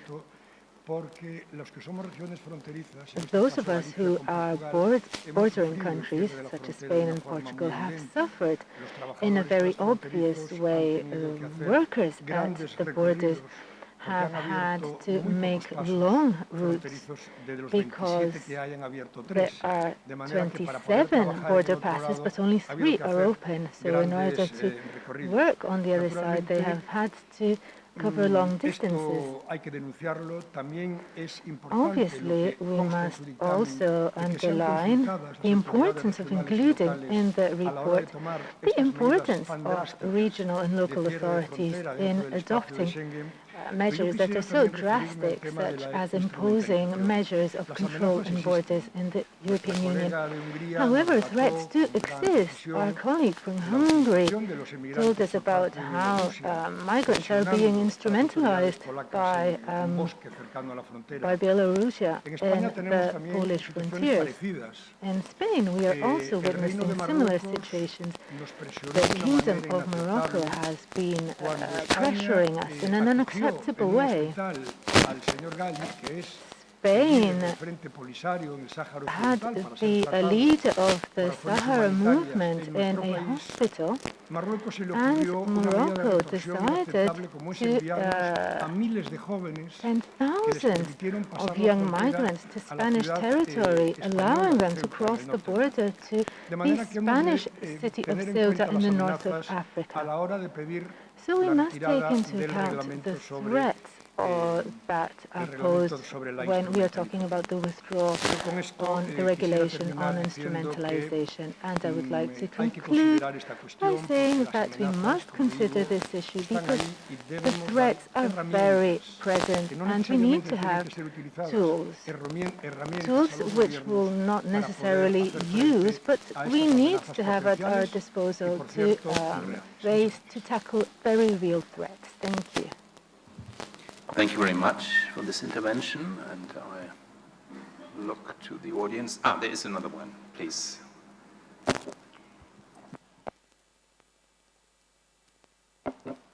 Ja, dank u wel. Groot compliment voor het rapport wat er ligt. Vanzelfsprekend zullen we met elkaar vandaag dit rapport moeten omarmen. We zien wat er gaande is in de wereld, wat er gaande is in Europa. En ik denk dat corona heeft laten zien dat we allemaal weer denken in grenzen. Dus hoe mooi zou het zijn dat we die grenzen los kunnen laten en dat we staan voor in Europa. En ook Nederland grenzend aan België en aan Duitsland. We hebben gezien in deze periode hoe belangrijk het is these tools. dat de grenzen open We blijven. Dat talked mensen kunnen gaan werken about in een these land, in tools, een andere but land, dat we ze goed ontvangen, dat we zorgen dat er goede huisvesting is, dat we ze goed helpen. Dus and the zeer, fact zeer belangrijk there are rapport dat de some komende limits, jaren nog veel meer but aandacht zal in krijgen. the Wij forthcoming years, lokale I think en vanuit that de we, regionale overheden aanvliegen. from Maar hoe regional belangrijk and is het als we local op landelijk niveau bij de ministers over level, alles land, we dat we do gezamenlijk need een vuist kunnen to maken en zorgen go dat mensen on, welkom and blijven. we have En dat we to goed werk insist en on this woon- point. leefklimaat People voor mensen must kunnen creëren be voor onze burgers in Europa. En must dat be wil ik graag welcome ook in namens de Europe, Renew-fractie regardless nog van harte of onderstrepen. the activities that are going on, especially since the outbreak of the Ukrainian war. Thank you very much. For this, and now I'm looking to the audience if there's any other member who would like to take the floor. That's not the case, then I would give the rapporteur the opportunity to respond for, well, let's say 2 minutes. Thank you very much, and thank you all for your contributions. I really appreciate the thoughts and ideas you have given into all your remarks and even into the amendments. Part of them I don't share, but I know you are thinking really hard about what is the best for Europe, so thank you very much for that. In our view, the proposal should be thoroughly reviewed by the European Commission in order to ensure that it complies with the proportionality principle and that proposed union does not exceed what is necessary to achieve the objectives of the treaties. That's the most important point. Moreover, by allowing derogations from the uniform application of EU asylum law for individual member states and a wrongly perceived application of the subsidiarity principle, the instrumentalization regulation undermines the objective of the new Pact on Migration and Asylum, from my point of view, and I was the rapporteur on that thing also, so I think I know what I'm talking about. This objective is a coherent, uniform and integrated common European asylum system, which can only be sufficiently achieved at the level of the Union. I would like to draw your attention, which has also already been mentioned, that, legally speaking, Ukrainian refugees, for example, would also fall under the broad definition of instrumentalization, as they have been forced to migrate by the Russian regime, which weaponizes the refugee crisis to undermine Europe's security and unity. Luckily, contrary to the restrictive spirit of the instrumentalization regulation, public support for helping the refugees has been overwhelming, and the EU member states have stayed united, activating the Temporary Protection Directive for the benefit of all Ukrainian refugees. But from my point of view, you should not make any differences between refugees, because also the refugees from Syria or Libya were war refugees, were fleeing war and were fleeing situations where their lives were threatened. So thank you very much for your contributions. I'm very looking forward to the voting today and to discussions afterwards, of course. Thank you very much. Thank you very much, Ms. Cotter, for this final comment on the discussion we just had. And with that, we come to the voting procedure. As already mentioned, we do it in the traditional way, and I really would like to ask you to use the nameplates, because it's easier then for us to see whether there's a clear majority or not. Of course, if there's no clarity, the Secretariat will count by hand so that we have really a clear result. And having said that, we're moving now. My place over there. It's easier. We just give Ms. Cotter the opportunity to take her seat, because then she's.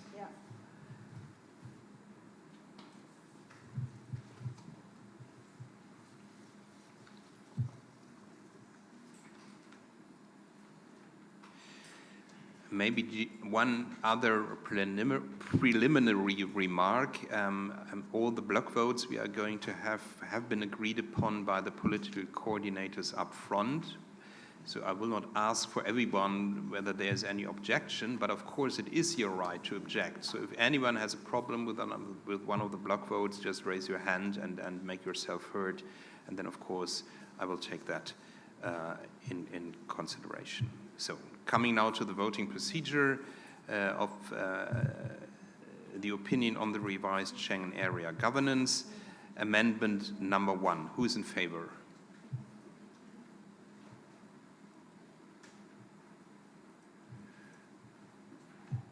Who is against? So I think that is the first case for a count, I would say.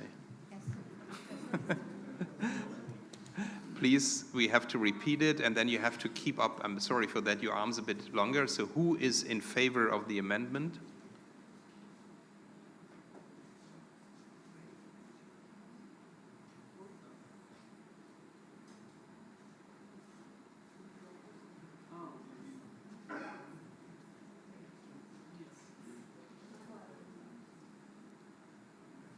All right. Okay, who is against?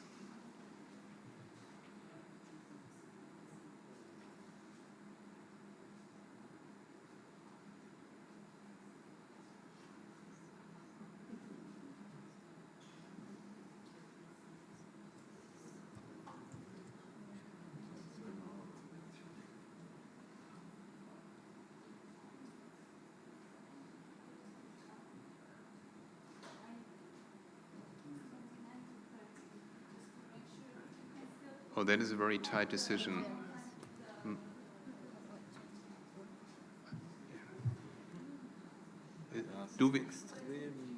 It seems to be a very tight decision, so we have to. Do you need a double check? I think. I'm sorry for that, but I think. So that's how democracy works. Here. Electronics would help, I have to admit, but doing it the traditional way will take some time. So I'm sorry for that, but we'll have to repeat it once again. So who is in favor of the amendment?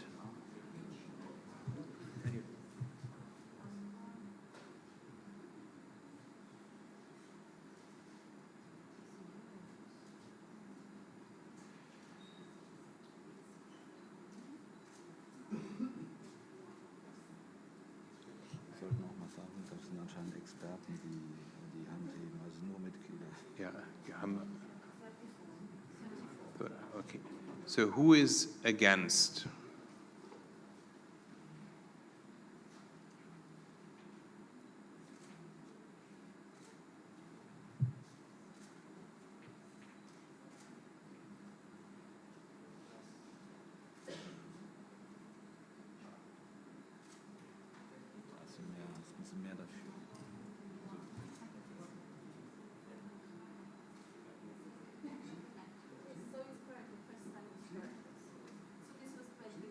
29. So we have 24 in favor, 29 against.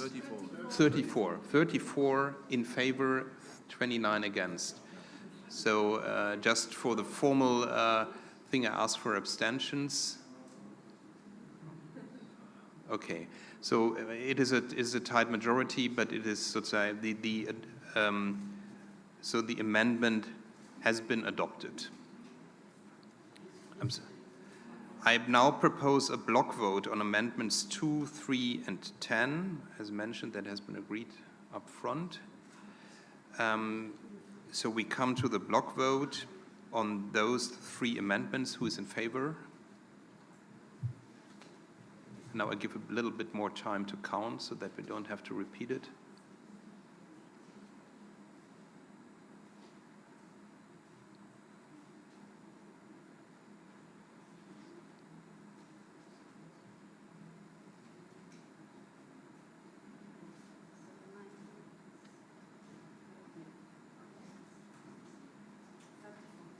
Uh, 34. 34, okay. And then who's against?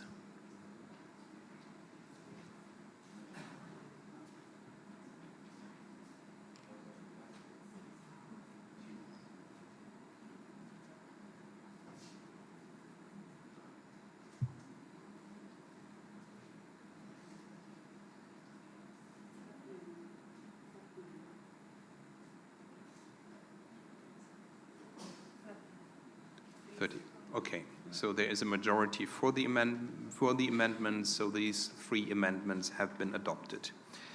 We move on to amendment number 4. Who is in favor of the amendment?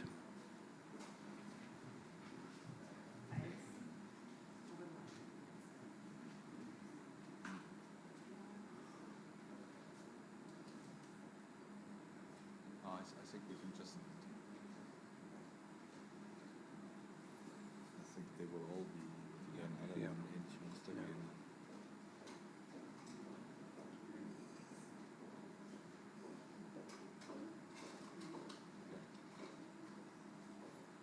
So who is against?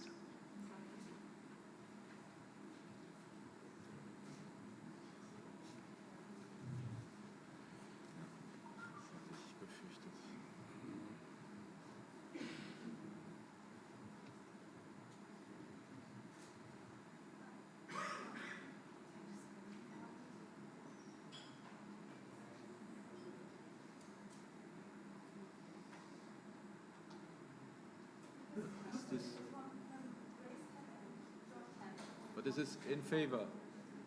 Yeah, this is against. Against. That was against.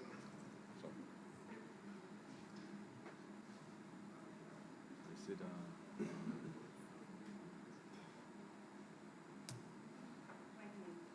Okay, so it's the same pattern. A small majority for the adoption of the amendment.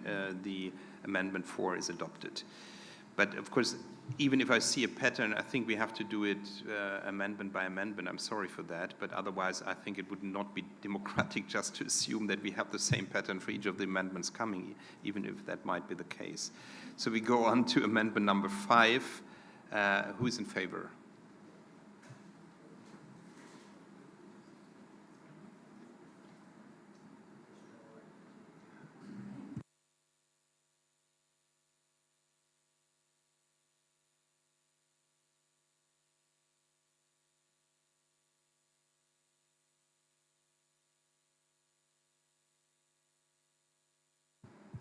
Okay, and who is against?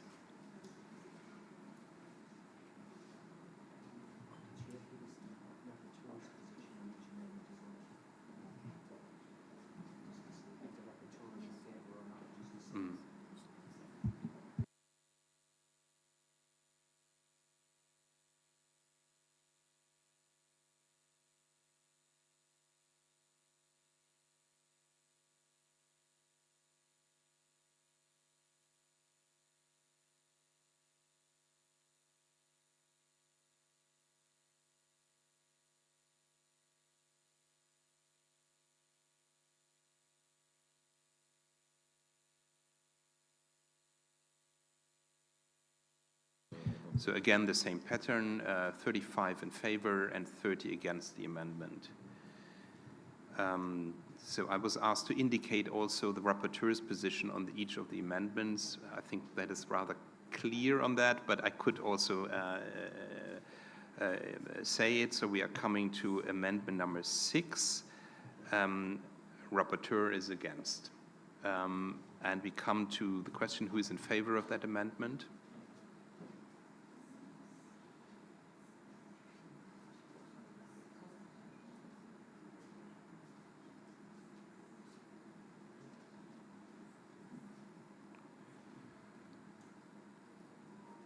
Sie haben natürlich auch eine Stimme. Ja, ich enthalte mich aber in dem Fall.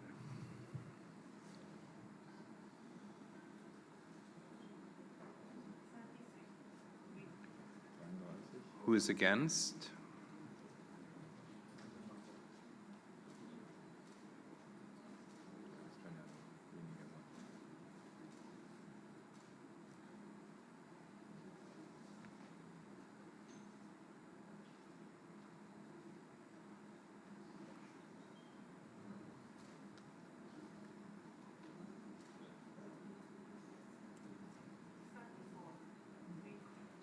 So that's the majority in this case.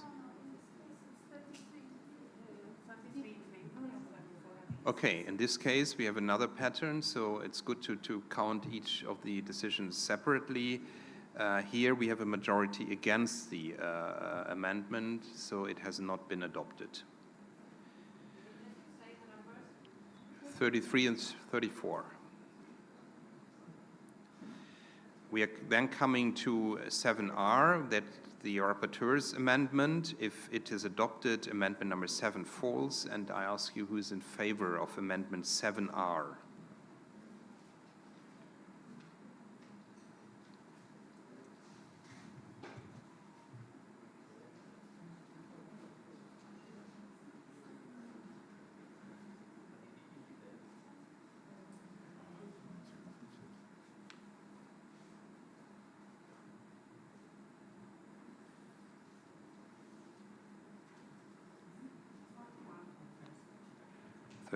And then we come to the question, who is against the amendment?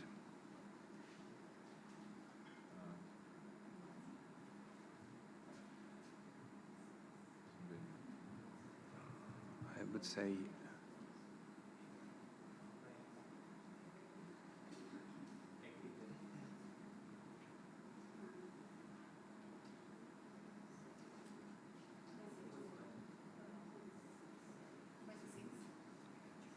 okay, here is a majority for the amendment, so amendment is adopted, amendment 7 falls, and we move on to amendment 8R. It's also by the rapporteur, so rapporteur is in favor. Who is in favor of the amendment 8R?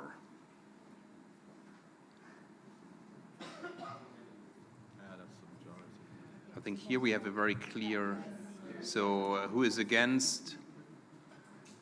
Here we don't need to count. That's a clear picture. So amendment 8R is adopted, amendment 8 falls, and we move on to amendment 9R of the rapporteur. So rapporteur is in favor. Who is in favor of amendment number 9R? So now things become clearer. Who is against? Okay. That is a clear picture. Amendment 9R is adopted. Amendment 9 falls. We move on to amendment number 10. That's already, we had a block vote on that, so we move on to amendment 11. 10 was in majority. Yeah. Amendment number 11, rapporteur is against. Who is in favor of amendment number 11?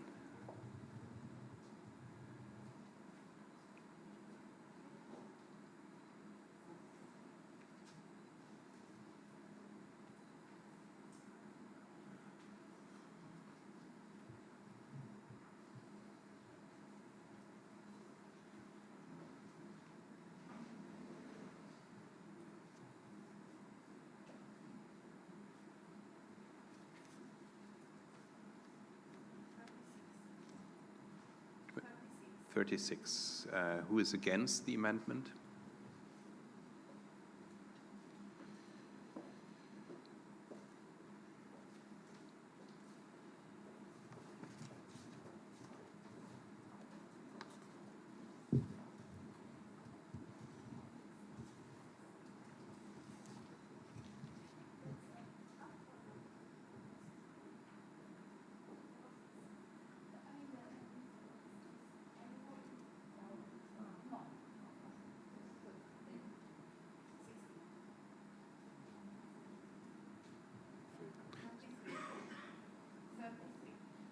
Okay, so there is a tight majority for the adoption of the amendments. Amendment 11 is adopted. We move on to amendment number 12. Rapporteur is against. Who is in favor of amendment number 12?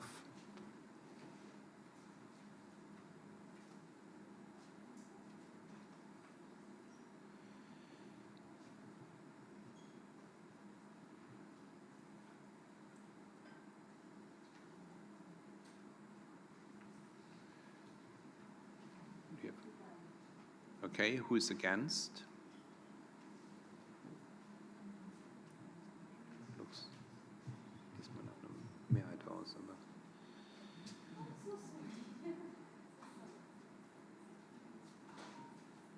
Variationen sind erstaunlich. Manchmal hat man 70, manchmal nur 60.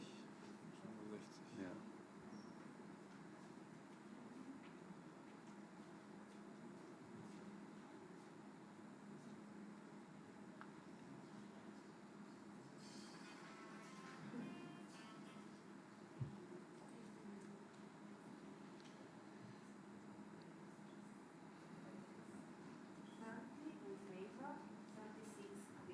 Okay, so against has a majority, so the amendment is not adopted. We move on to amendment number 13. Rapporteur is against. Who is in favor? Amendment 13.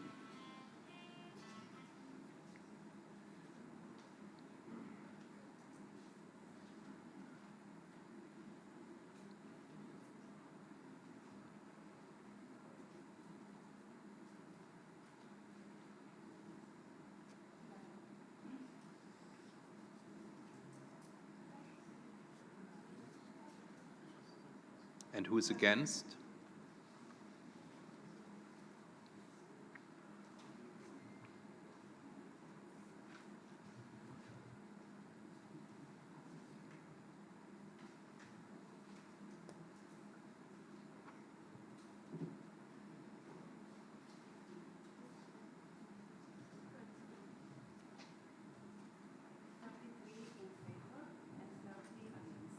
Okay, so the in favor has a majority, so the amendment has been adopted. We move on to 14R of the rapporteur. If adopted, amendment 14 falls. Who is in favor of amendment 14R?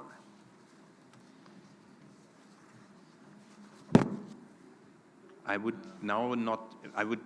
immediately go to against, because here seems to be a clear picture. Who is against? Julia. You don't have to count, I think it's obvious. So amendment has a majority and is adopted. 14 falls. We move on to amendment 15R of the rapporteur. If adopted, amendment 15 falls. Who is in favor? Again, that's pretty clear. Who is against? Amendment 15R has been adopted. Thank you very much. 15 falls. We move on to amendment number 16. Rapporteur is against. Who is in favor? No. I think we have to count again. I'm sorry.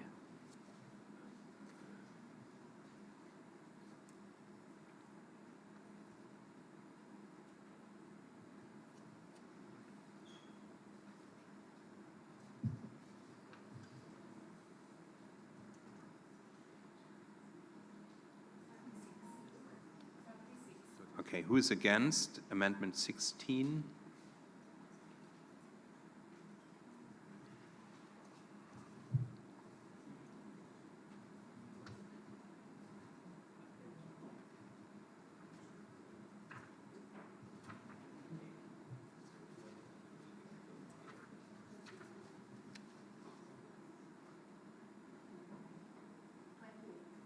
Okay, here is a majority for the amendment, so amendment 16 is adopted. And we move on to amendment 17R by the rapporteur. If adopted, amendment 17 falls. Who is in favor? Okay, that's again clear, I think. So who's against? So amendment 17R is adopted and amendment 17 falls. We move on to Amendment 18. Who is in favor? Rapporteur is against.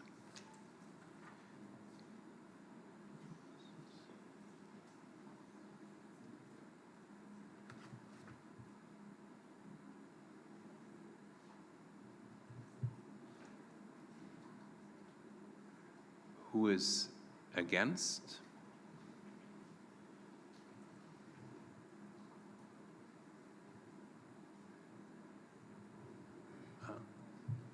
That's already against. Please, I'm sorry, you have to keep up your arms. It's who's against.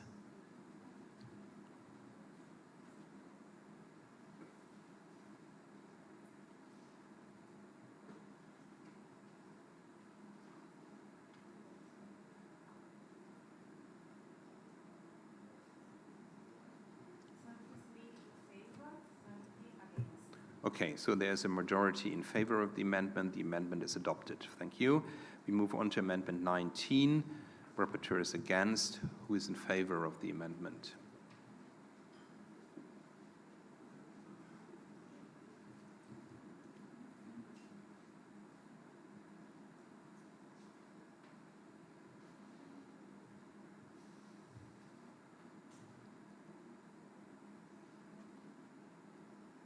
So,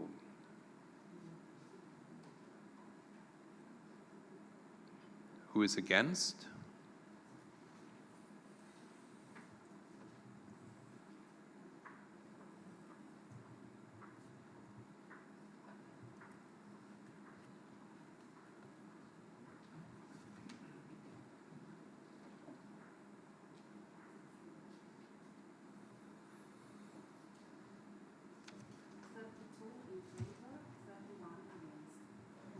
Oh, so it's a very tight decision. There is a majority for the adoption of the amendment. Amendment 19 is adopted. We move on to Amendment 20. Who is in favor? Rapporteur is against.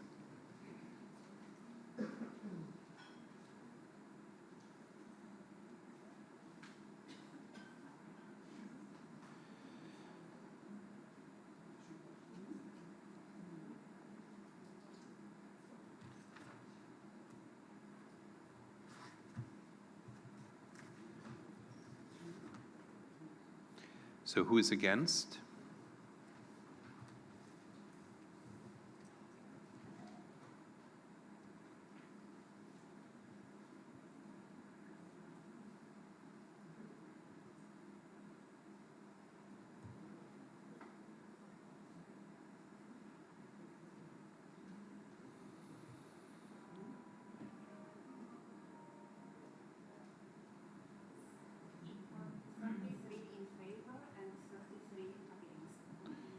Okay, so it's not adopted, so it's rejected.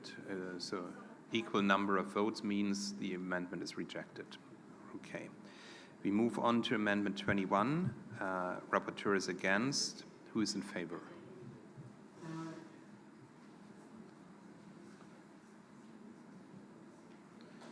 You see, every vote counts, and if you grab a coffee, that could impact the result.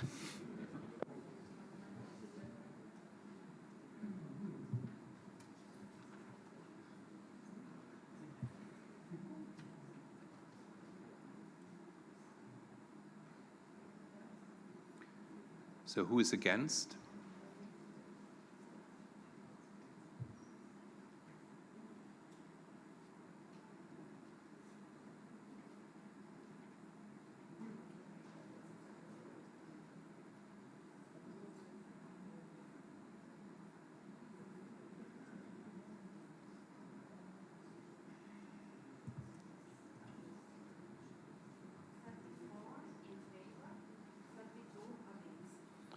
So there is a majority for the amendment. Amendment is adopted. Amendment 21 is adopted. Thank you very much. And we move on, and I can tell you the last of the amendments. Rapporteur is in favor. Who is in favor of the amendment? Now I don't think we do not need to count. There's a clear picture. Who is against? So there is a clear majority for the amendment. Amendment 22 is adopted, and we come to the final vote on the amended opinion. And I would like to ask you who is in favor of the opinion in the amended version. This seems to be who is against.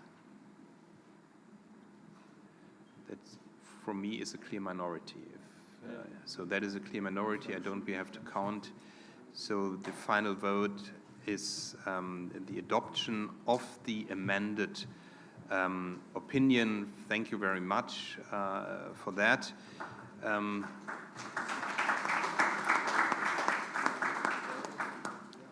Allow me just a couple of remarks. First, I would like to thank you all for your patience with that procedure. I know that was a bit tiresome, but it was, I think, really important to have a count of the votes. Second, I really would like to thank the Secretariat for supporting us with that. When they applied for the job, I think they wanted to have academically challenging tasks, but sometimes things get very basic. And third, I think we have seen how helpful sometimes electronic instruments are. Thank you very much for that. And we can move on to our next vote. And that is item 5.2 on our agenda. It's on a more inclusive and protective Europe, extending the list of EU crimes to hate speech and hate crime. So we will proceed with the discussion and adoption of this opinion by our colleague Alexandra Dulkiewicz. Mayor Dulkiewicz, who is the mayor of the city of Gdansk, is not able to attend this meeting, but she has sent us a video message that we will watch now, and I would like to ask the Secretariat to play the video message by Alexandra Dulkiewicz.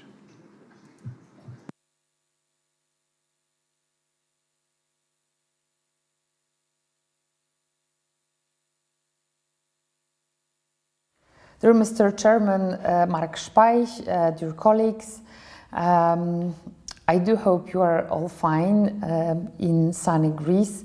I send you best regards from my hometown, from Gdansk. I really regret that I cannot be together with you during our meeting in Greece. Unfortunately, due to my familiar reason, my daughter is finishing her school, primary school, and I have to be, and I want to be with her here in Gdansk. I would like to also thank Mr. Gamallo, Aller Gamallo. Thank you very much for representing me during today's CIVEX meeting. Coming back to my report. Hate speech and hate crimes are no abstract term for us here in Gdansk. Crimes inspired by hate have many very concrete factual significance, leading to bloodshed in their most dramatic incarnation. My predecessor, Paweł Adamowicz, mayor of Gdansk, became a fatal victim to a concentrated and extended campaign of hate. The degree of polarization that led to his death demonstrates how a situation can get out of control. There is a very thin line between verbal and physical violence. Therefore, I do think, and this is what I want to express in my report, that the hate crimes covered by the EU-wide legislation should be extended. And this idea presented by President Ursula von der Leyen in December last year is a very good step into this direction. This is why we have to condemn a situation where hate speech promotes the role of the language of political conflict. First step would be the strong opposition against the brutalization of the language used in the public debate. Of course, the internet, the social media contribute to the fact that hate speech and hate crimes are no longer merely local phenomena, but a threat of global construction. Their effective prosecution must therefore have a cross-border dimension. We definitely need legislation to combat hate speech in digital services. The internet is not a law-free zone. Virtual space cannot be allowed to turn into lawless space.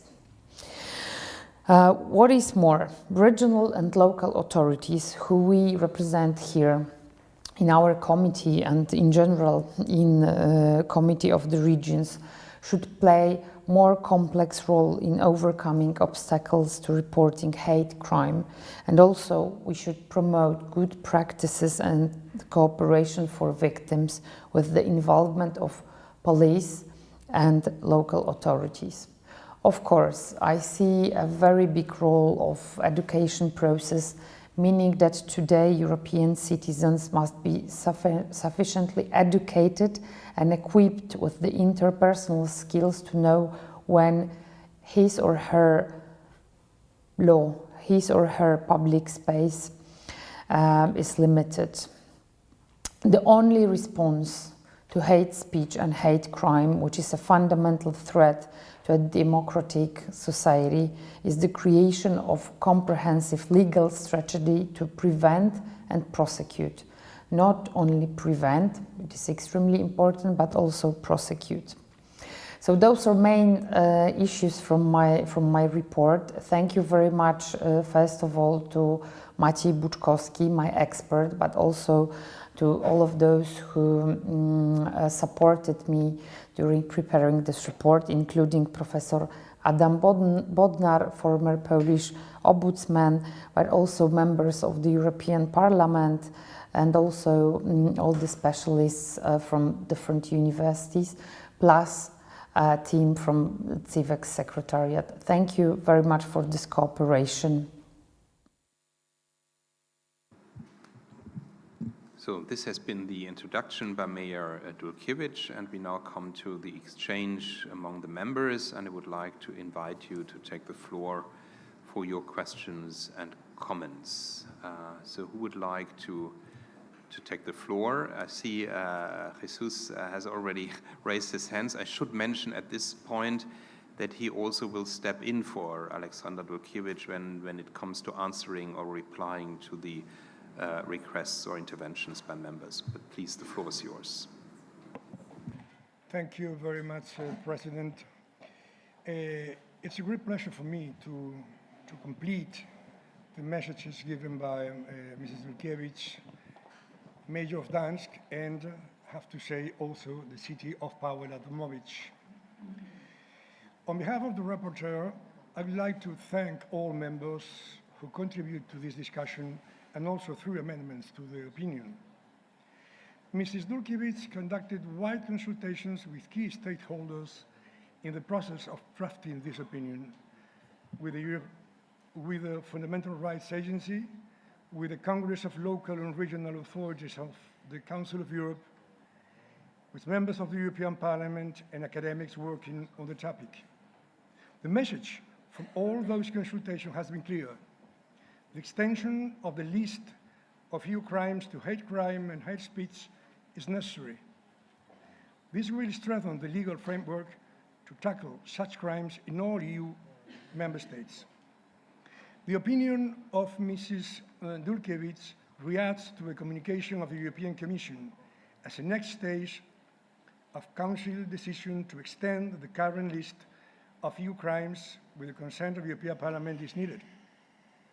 This will then allow the Commission to make a legislative proposal to strengthen the legal framework on this subject.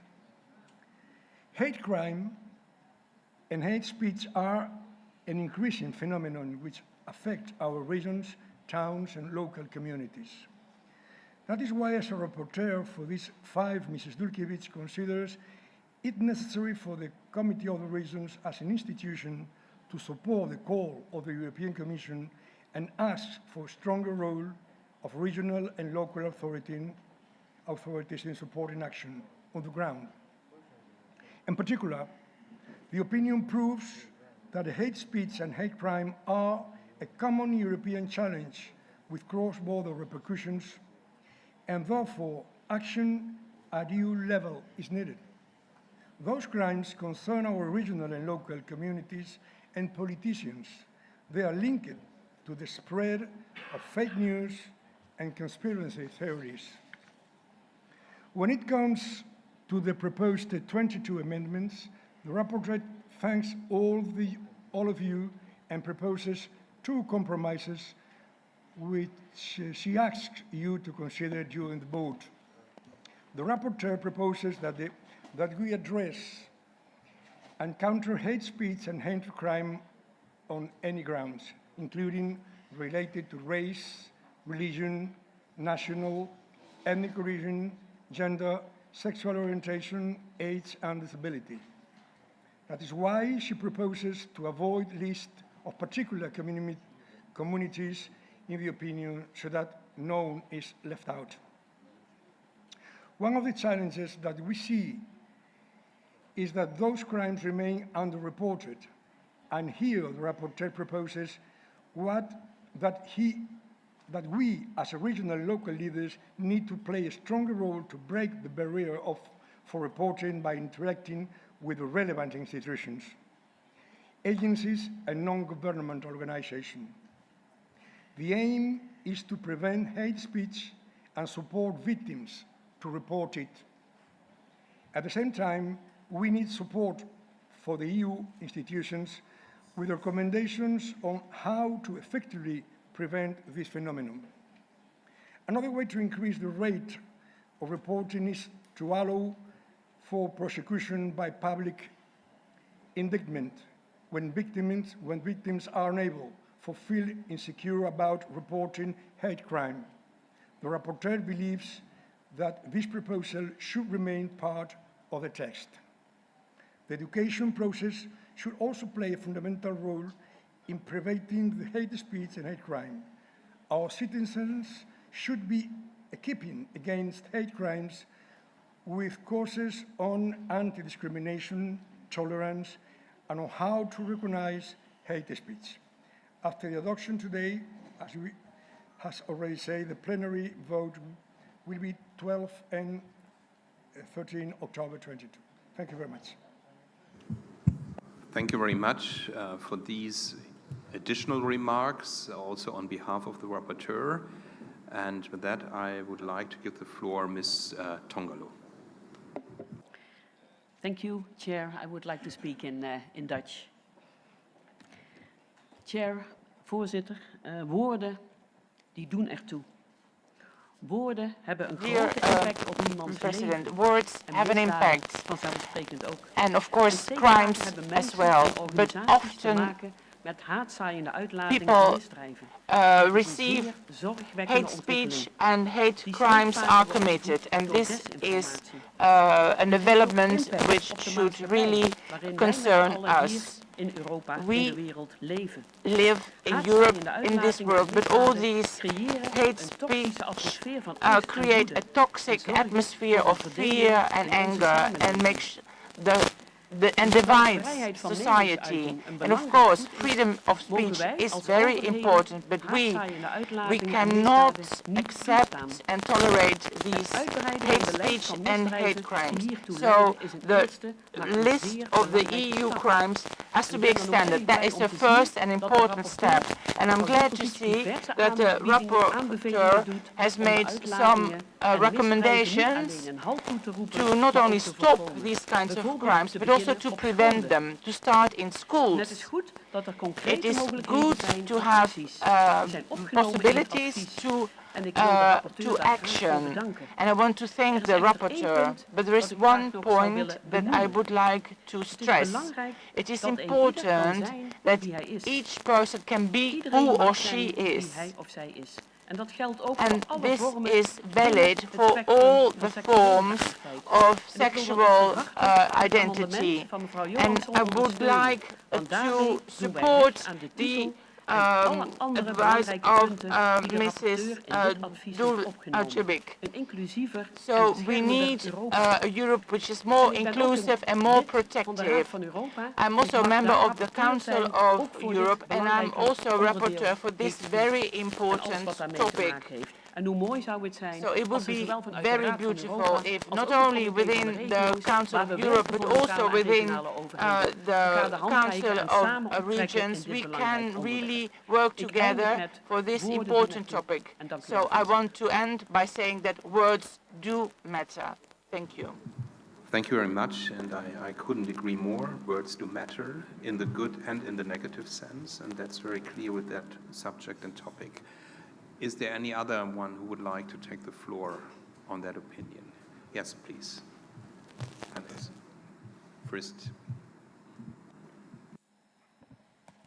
Ja, vielen Dank, Herr Vorsitzender. I would prefer to speak in German. Thank Vielen you very Dank, much. Herr Vorsitzender.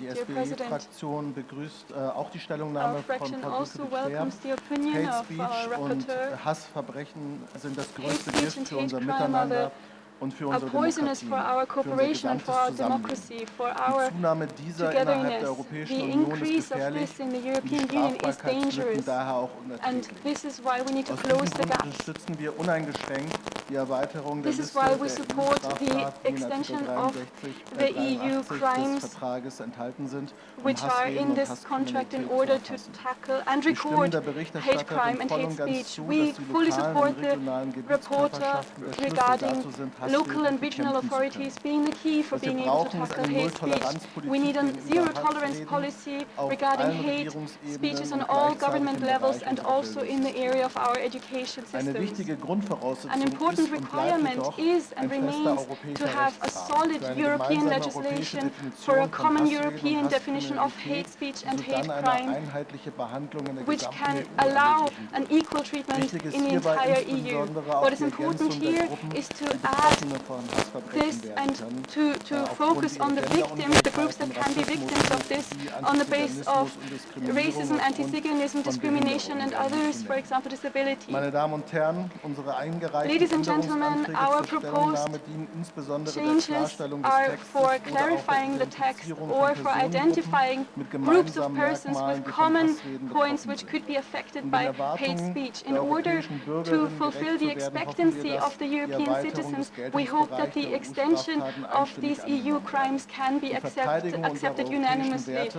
The ist ein distribution of the ständiger Kampf, dem wir European gerecht values is werden a müssen common fight und that we dass have unsere to Demokratien wehrhaft fulfill sind. and our Dies muss sich auch democracy an has dieser to be Stelle protected. We have to Vielen Dank. reflect this here as well. Thank you very much. Vielen Dank für diesen Beitrag. Und Thank you very das much for Wort this geht jetzt contribution. I will now give the word to you. Kiitos puheenjohtaja, arvoisat komitean jäsenet. Voisin puhua suomeksi. Thank you. Dear colleagues, dear President, I will speak in Joo, Finnish. todellakin haluan kiittää lausunnon I would tekijää. like to Asia on thank tärkeä ja the rapporteur for this very important, dealing with this very important matter, and I believe that there are many good todellakin on asia, joka matters that have been brought forward. Hate speech can lead to hate crime, and we have seen worrying examples of this around Europe, and we have talked about this at our committee as well. In this opinion, I believe that everything is in order.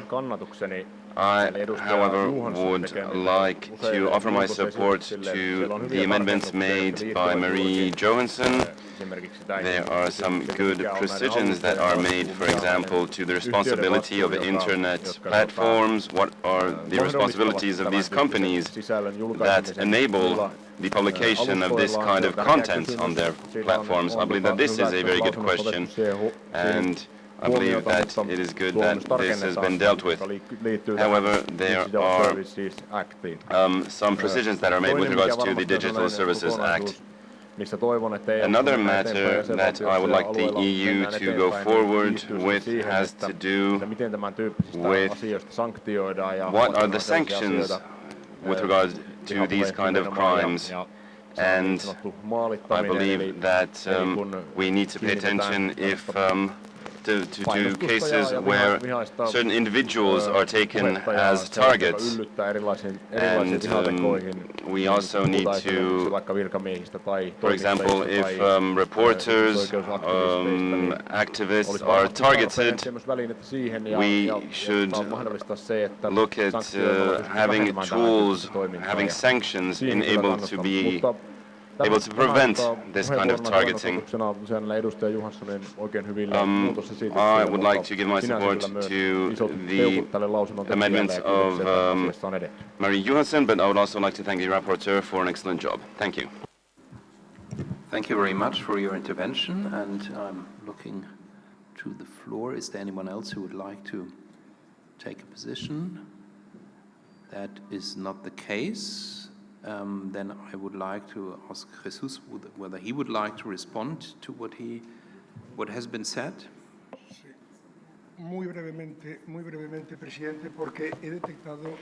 Yes, I would like to just make some brief comments because I see that there seems to be a unanimous opinion regarding this opinion, and we've all congratulated the rapporteur on her work. Although it is true that the amendments that have been proposed have been accepted, referring to digital services and digital platforms, etc., Ms. Dulkevich has already incorporated these changes, so thank you to everyone. Thank you very much. Of course, we will pass on our gratitude to the rapporteur. And now we come to the voting process. We will try first to have it with a visual impact, but if it's unclear, then again, we will come back to the individual counting. Amendment number 1, rapporteur is in favor. Who is in favor of that? That is rather clear. Who is against? Abstentions? So amendment number 1 is adopted. Amendment number 2, rapporteur is in favor. Who is in favor? Who is against? Abstentions? So amendment 2 is adopted. Amendment 3R of the rapporteur, if adopted, amendment 3 falls. Who is in favor? Who is against? That's a minority, so amendment number 3R is adopted. Amendment 3 falls. We move on to amendment number 4. Rapporteur is in favor. Who is in favor? Who is against? Abstentions? So amendment number 4 is adopted. Amendment number 5. Rapporteur is in favor. Who is in favor?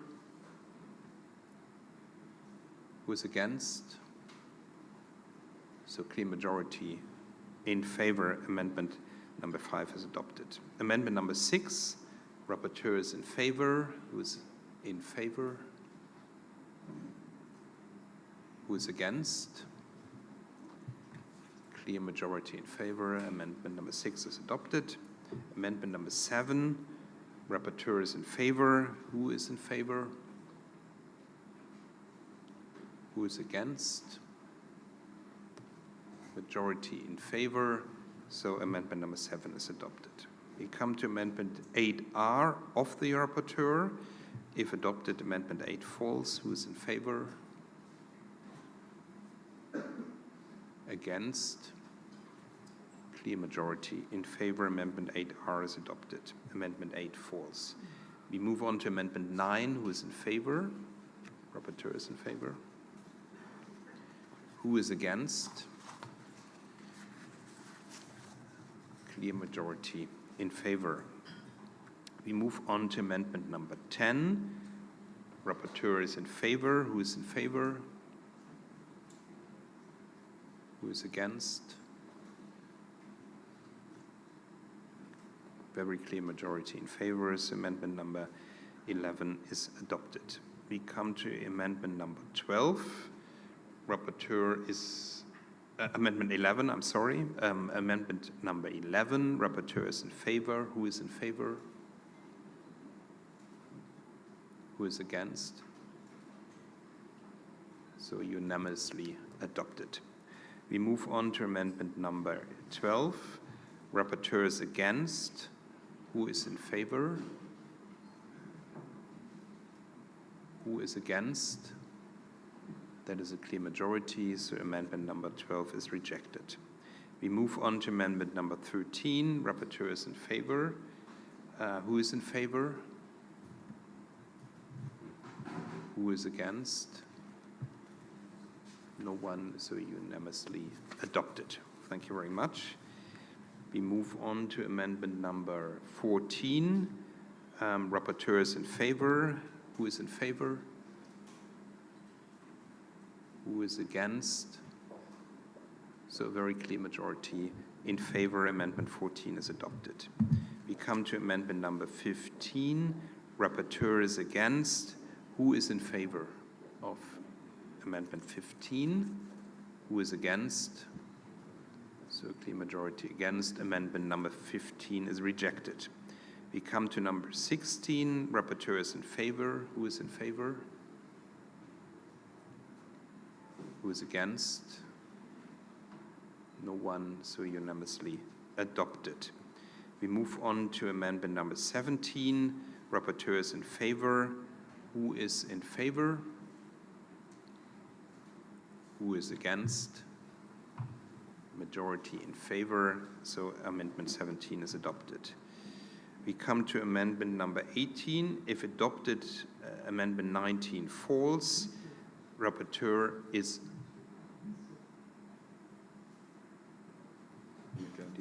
17? No, 18. We are now at 18. 18, I'm sorry. 18, and if 18 is adopted, 19 falls. So who is in favor of amendment number 18? Rapporteur is against. Who is in favor? Who is against? That is a clear majority, so amendment 18 is rejected. So we come to amendment number 19. Rapporteur is in favor. Who is in favor? Who is against? So clear majority in favor. Amendment 19 is adopted. We come to amendment number 20. Rapporteur is in favor. Who is in favor? Who is against? So unanimously adopted. We come to amendment number 21. Rapporteur is in favor. Who is in favor? Who is against? So clear majority in favor. Amendment 21 adopted. We come to amendment number 22. Rapporteur is against. Who is in favor?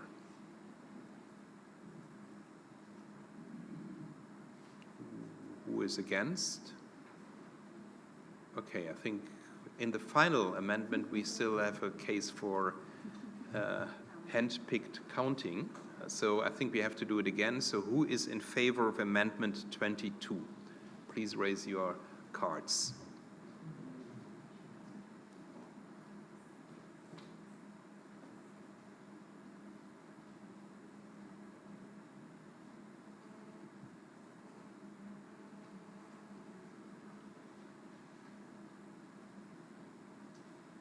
And who is against?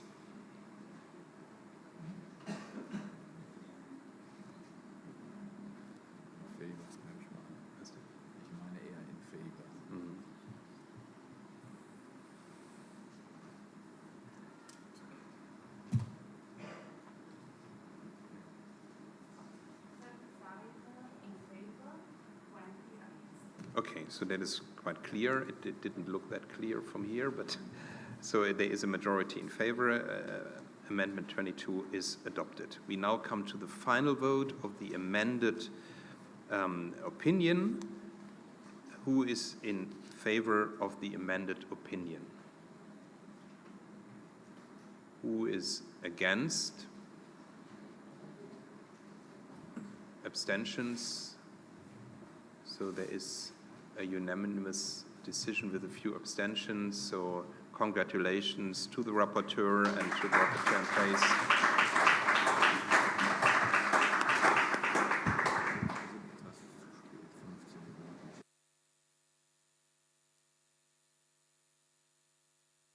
So we can move on to our last voting procedure and the last opinion.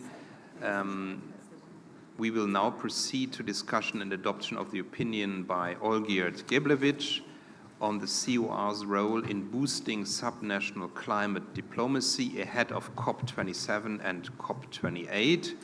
And I would like to invite the rapporteur to take the floor. Dear Olgerd, the floor is yours. Thank you, Chair.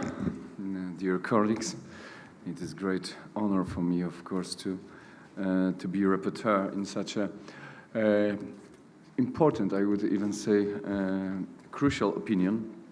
We are facing with a great urgency of dealing with our planet warming climate and the needs of our cities and regions to continue developing in a sustainable way.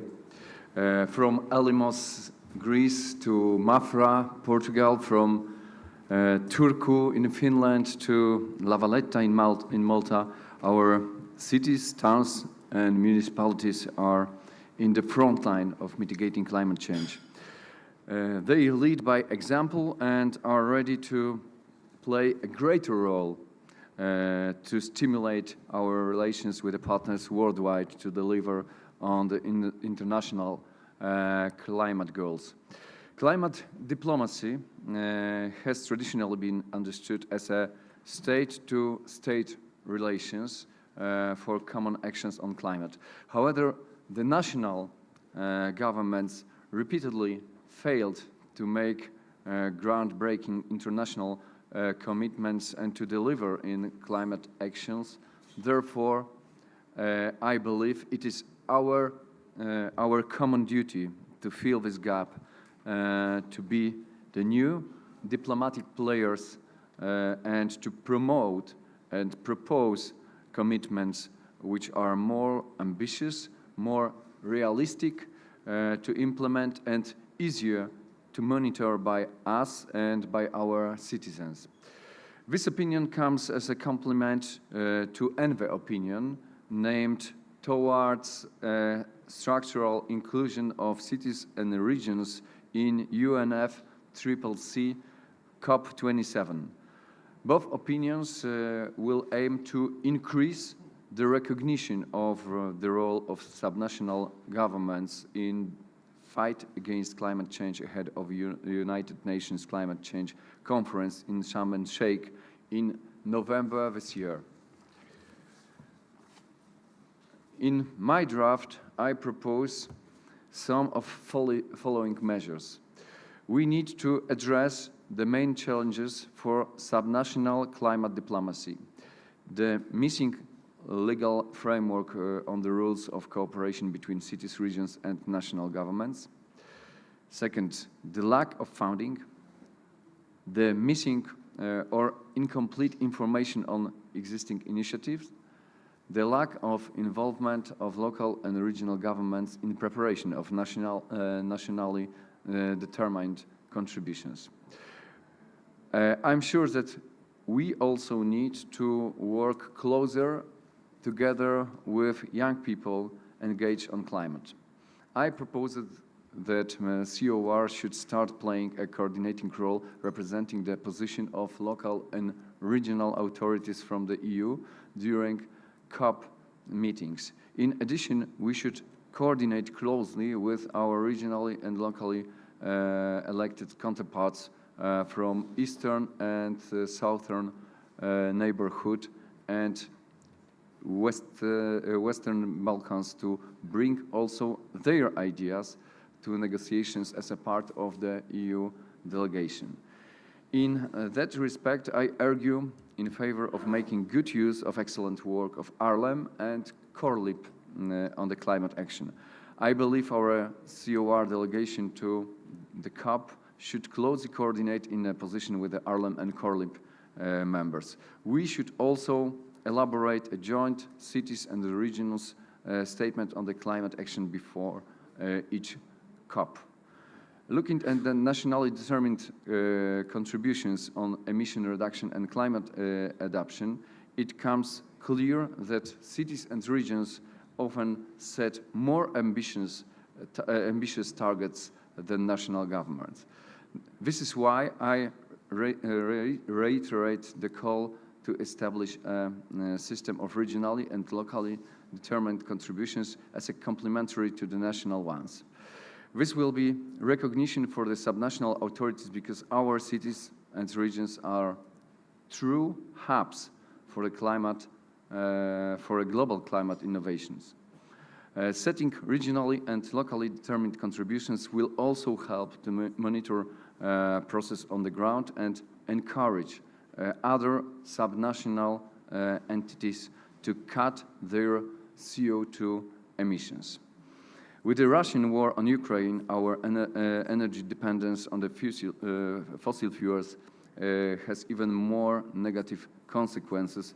When it comes to Ukraine itself, we are seeing already an international effort, the participation on European regions and cities for rebuilding of the country.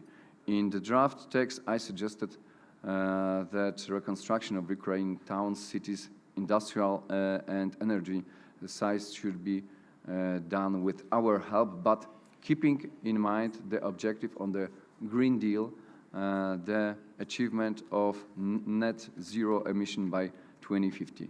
In this regards, the reconstruction of Ukraine will make the country stronger and more resilient only if we focus on promoting carbon-free economy, sustainable agriculture, and restoration of ecosystems. Last but not least, I would like to thank the shadow rapporteur for this opinion, Ms. Nina Ratilainen, for her valuable contribution and amendments to the opinion. I would like to thank also all of you who wanted to develop this opinion, and I suggest to vote in favor of all amendments, with only exception of those which overlap with some of existing idea in the text. So thank you all for this support. And last but not least, I would like to thank also my expert, Ms. Sylvia Łyskawka, who is together with me for her valuable work. Once again, thank you very much, and I'm ready for discussion. Thanks. Thank you very much, Olgierd. And now I would like to invite our members to share their questions and comments. Who would like to take the floor? Ms. Ratilainen. Thank you, Chair. Thank you, Mr. Keplevich, for this opinion. Vaihdan suomen kielelle nyt seuraavaksi. Kiitos alueiden komitealle, että lähdimme tekemään tätä lausuntoa. Se on tärkeästä aiheesta. This important opinion, and when we leave our meeting today, we will see how much the environment is changing because of our acts. I would like to thank the rapporteur for his good work on this opinion. There are many reasons that are obvious why this is an important opinion, but it is essential that municipalities and cities use the possibilities they have with regards to climate diplomacy. We need to look into this. I was the shadow rapporteur, and this was a great honor. We pay a great amount of attention to this, and I can see by how many amendments we made. Climate change is something that does not only have to do with nature, it is due to human activity. We need to cut emissions, but that will not suffice. The role of cities' climate diplomacy needs to touch upon economic and social matters, and we also need to look into health matters. We need to look at this from many different perspectives. With the Greens amendments, we would like to strengthen some points of views in this opinion. Climate diplomacy is also something that young people and organizations are active in. Therefore, we believe that city planning needs to pay attention to youths and also environmental organizations. We believe that cities can bring added value to climate meetings, not as observers, but I believe that they can actually bring an added value. Then, I would also like to mention a sustainable lifestyle. Emissions aren't actually the problem, but the reason why we create so many emissions. We need to talk about sustainable lifestyles on many different levels.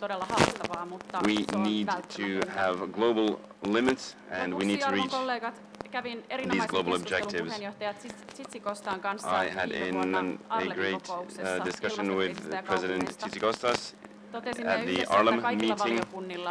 We discussed that all committees, all commissions have a role in the Committee of Regions. Therefore, we believe that it is extremely important that we are dealing with this opinion, and I hope that we can also deal with this matter at a later stage. Thank you. Thank you very much. Anyone else would like to take the floor, please? Thank you, Mr. President. I speak in Italian. Voglio ringraziare il rapporteur Gebrevitz per il lavoro e anche il relatore Ombra.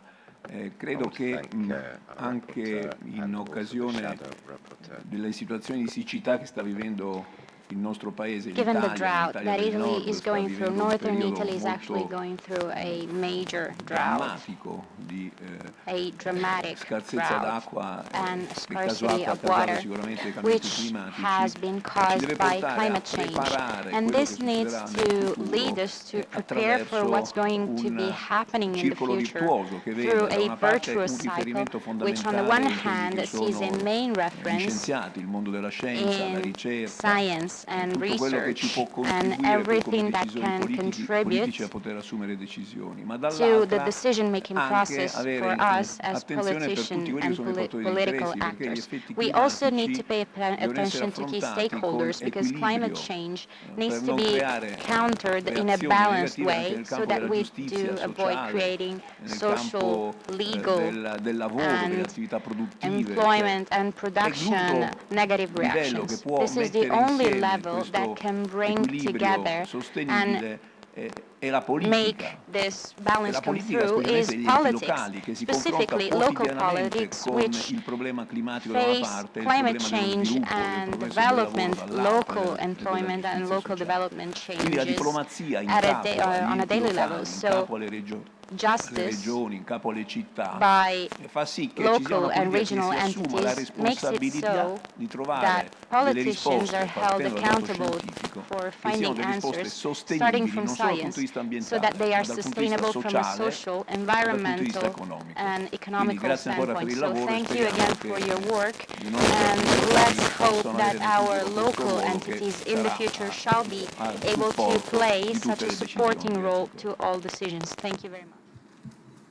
Thank you very much for your intervention. Is there anyone else who would like to take the floor? Yes, please. Grazie Presidente, buongiorno a tutti. Io sono Alessio Marsili dall'Italia. Nel ringraziare il Sindaco per l'accoglienza e per questo documento che è stato presentato, chiedo al relatore perché ho letto bene l'atto che è stato presentato e mi viene da pensare che non si è usato molto nel suggerire delle soluzioni in merito al tema in oggetto e chiedo al relatore se ha pensato che forse i tempi necessitino di The times we are going through require extreme solutions, perhaps solutions which have never been hitherto envisaged.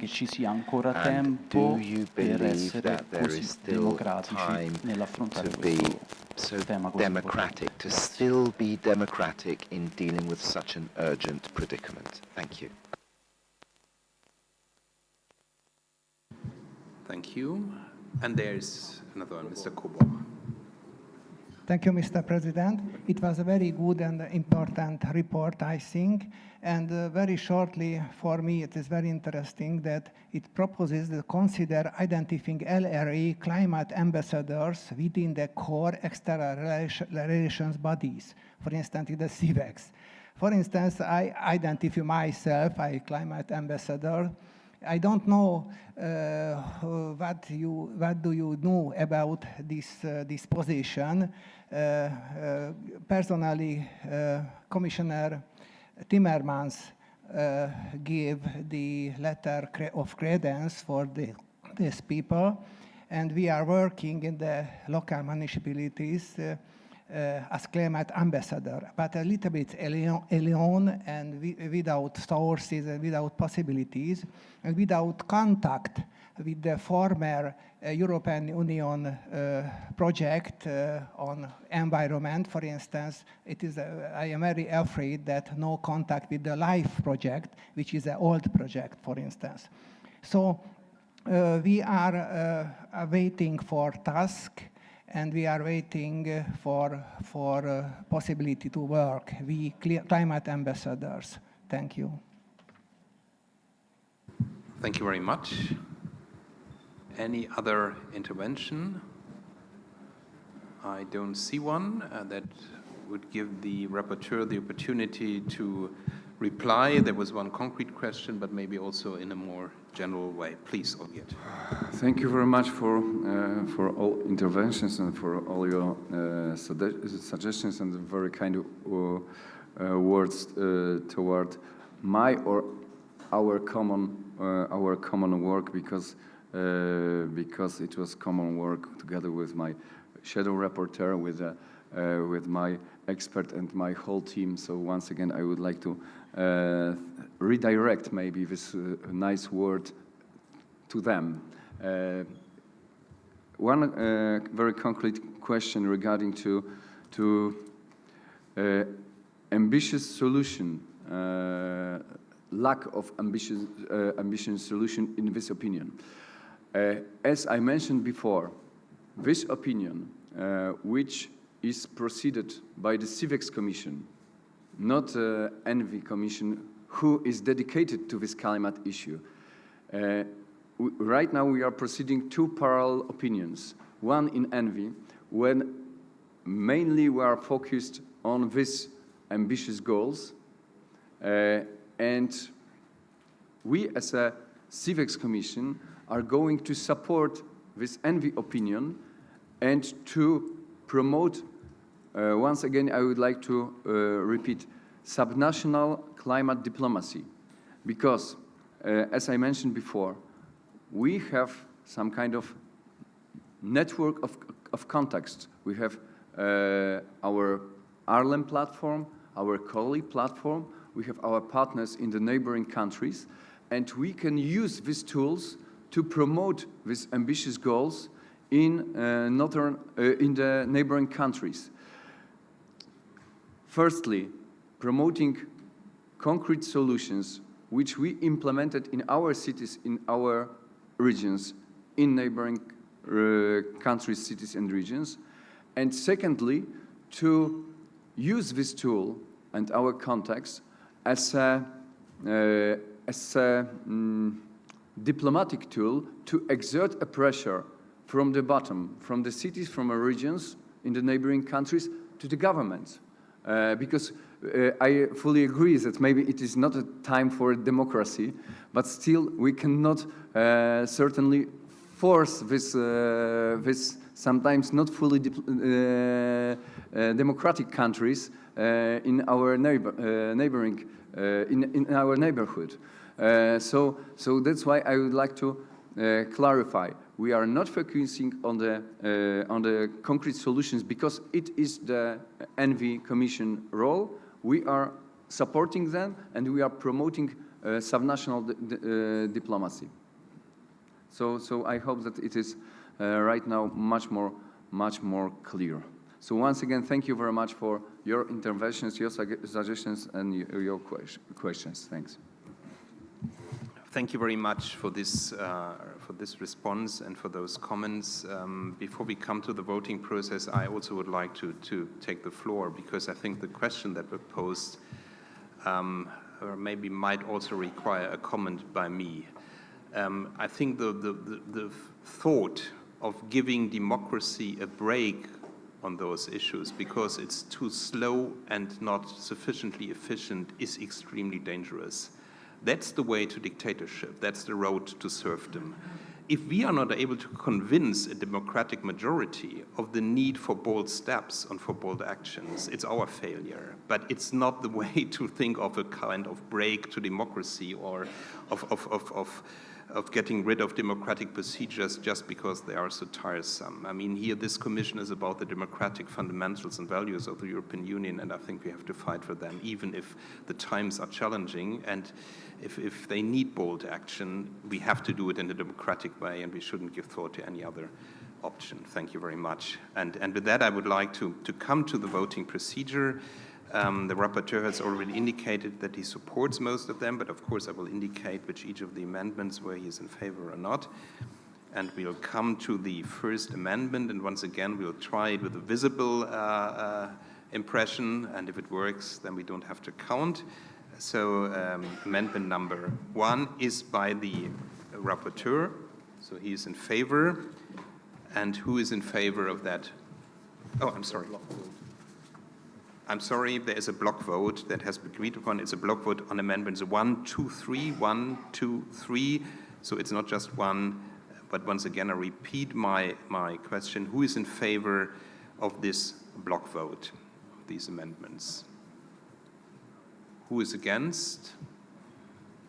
So there is a clear majority in favor of those amendments. Amendments have been adopted.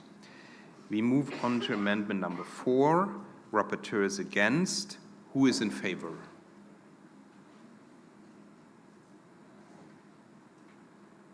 Who is against? That's the case for counting. So once again, who is in favor? Who is in favor? Please raise your cards.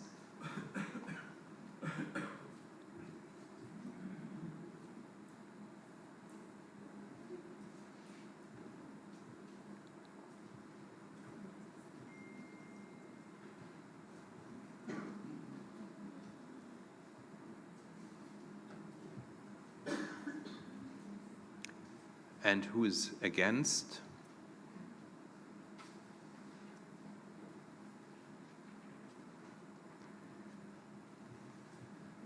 Maybe it's better to take these seats so that it's here.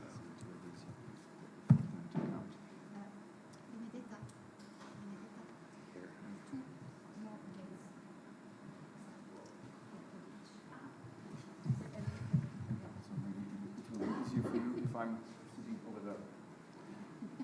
So do you have the result? What's the result? Okay, it's clear. So there is a majority in favor of the amendment. Amendment is adopted. We move on to amendment number 5. Rapporteur is in favor. Who is in favor of the amendment? Who is against?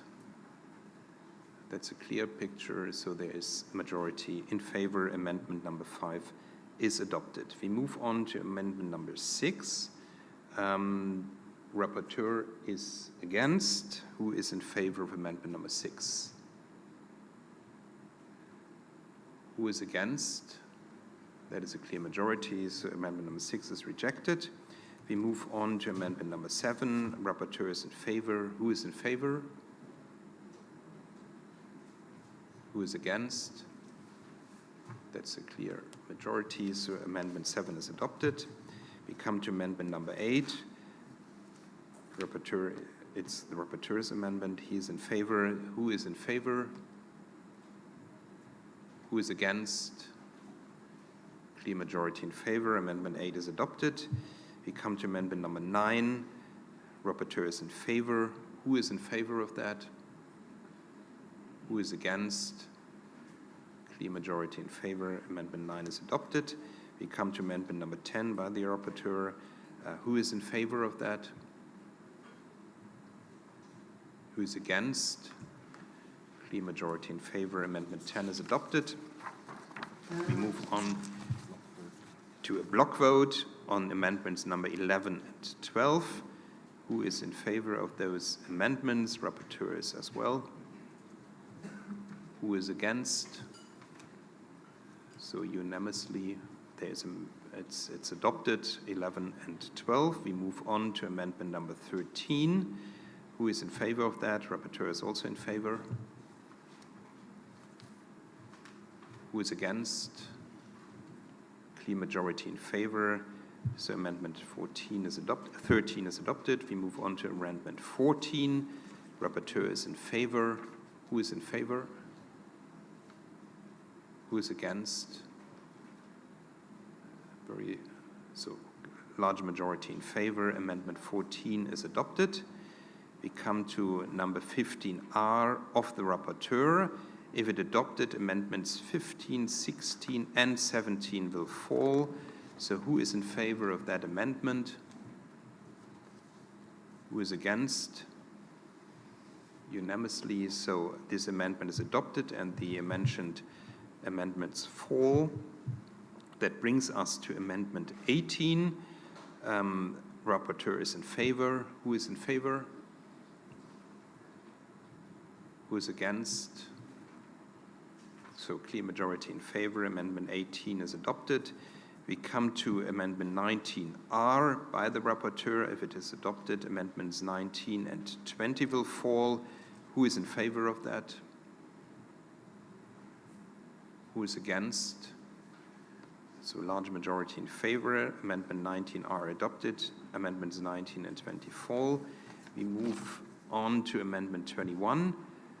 It's a block vote again on the amendments 21 and 22. Who is in favor of this? Who is against? So unanimously adopted amendments 21 and 22. We move on to amendment 23. Rapporteur is in favor. Who is in favor of that? Who is against? So large majority in favor. Amendment 23 is adopted. We move on to amendment 24. Who is in favor of that? Rapporteur is in favor. Who is against? So large majority in favor. Amendment 24 is adopted. We come to a block vote on amendments 25, 26, 27, 28, and 29. Rapporteur is in favor. Who is in favor? Who is against? So a clear majority in favor of those amendments. That brings us to amendment number 30 by the rapporteur, so he is in favor, obviously. Who is in favor of that? Who is against? Clear majority in favor. Amendment 30 is adopted. We come to amendment 31R by the rapporteur. If adopted, the amendments 31 and 32 will fall. Who is in favor of that? Who is against? So a clear majority in favor. Amendment 31R adopted. Amendments 31 and 32 fall. With that, we move on to a block vote on the amendments 33 and 34. Rapporteur is in favor. Who is in favor? Who is against? So clear majority in favor. These amendments are adopted. We move on to amendment number 35. Rapporteur is in favor. Who is in favor? Who is against? So clear majority in favor. Amendment 35 adopted. And last of the amendments is 36. Rapporteur is in favor. Who is in favor? Who is against? So unanimously adopted. We come to the final vote on the amended opinion, and I ask you for your vote. Who is in favor of the amended opinion? Who is against?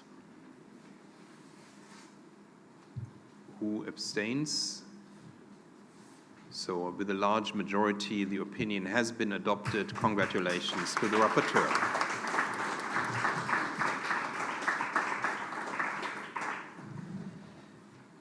So the good news is that is the end of the voting process for today. So no more individual counts, but lunch is not to be served yet because there's a final item, and that is item 6, our thematic conference on the future of Europe, a territorial perspective. And here I would like to give a short introduction, and for that I will turn back to German for a short moment. Die Konferenz zur Zukunft Europas war ein regelmäßiger Tagesordnungspunkt für jede Sitzung der CIVEX Kommission.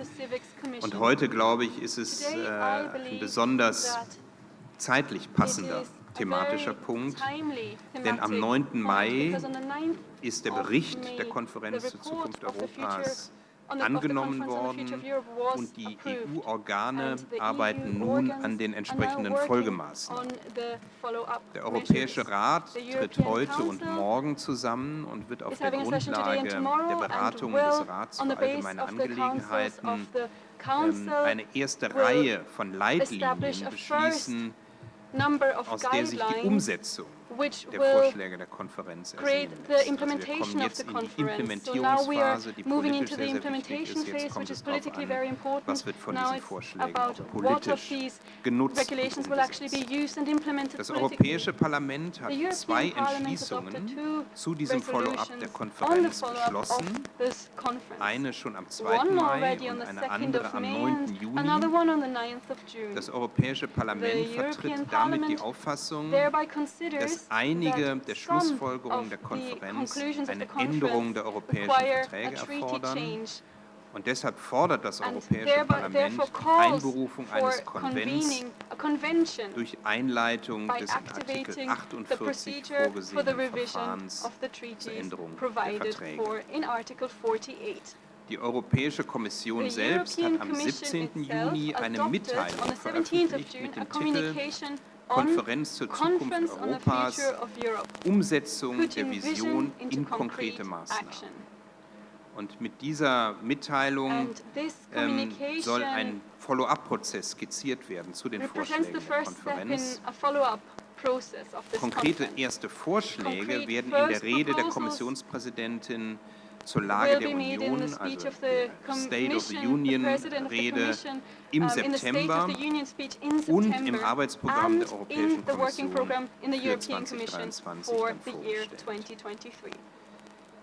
Was die Debatte über die Vertragsänderung anbelangt, ist der Standpunkt der Europäischen Kommission sehr pragmatisch. Wir haben die Feststellung getroffen, das Beste aus dem machen, was wir bereits haben, aber Änderungen vornehmen, soweit es nötig ist. Ich glaube, das ist eine Position, die auch der Ausschuss der Regionen immer wieder vertreten hat. Vertragsänderungen sind kein Ziel per se, aber sie sollten auch nicht ausgeschlossen werden, wenn sie erforderlich sind, um die institutionelle Gestalt der Europäischen Union voranzubringen. Interessant ist es, dass in der Mitteilung der Kommission der gesamte Absatz 3 dem Thema die Zukunft der Bürgerinnen und Bürger in den Mittelpunkt der europäischen Demokratie stellen gewidmet ist. In diesem Abschnitt bekundet die Kommission die Absicht, Formen der partizipativen Demokratie stärker in die politischen Entscheidungsprozesse und auch in die Rechtsetzung der Europäischen Union einzubringen.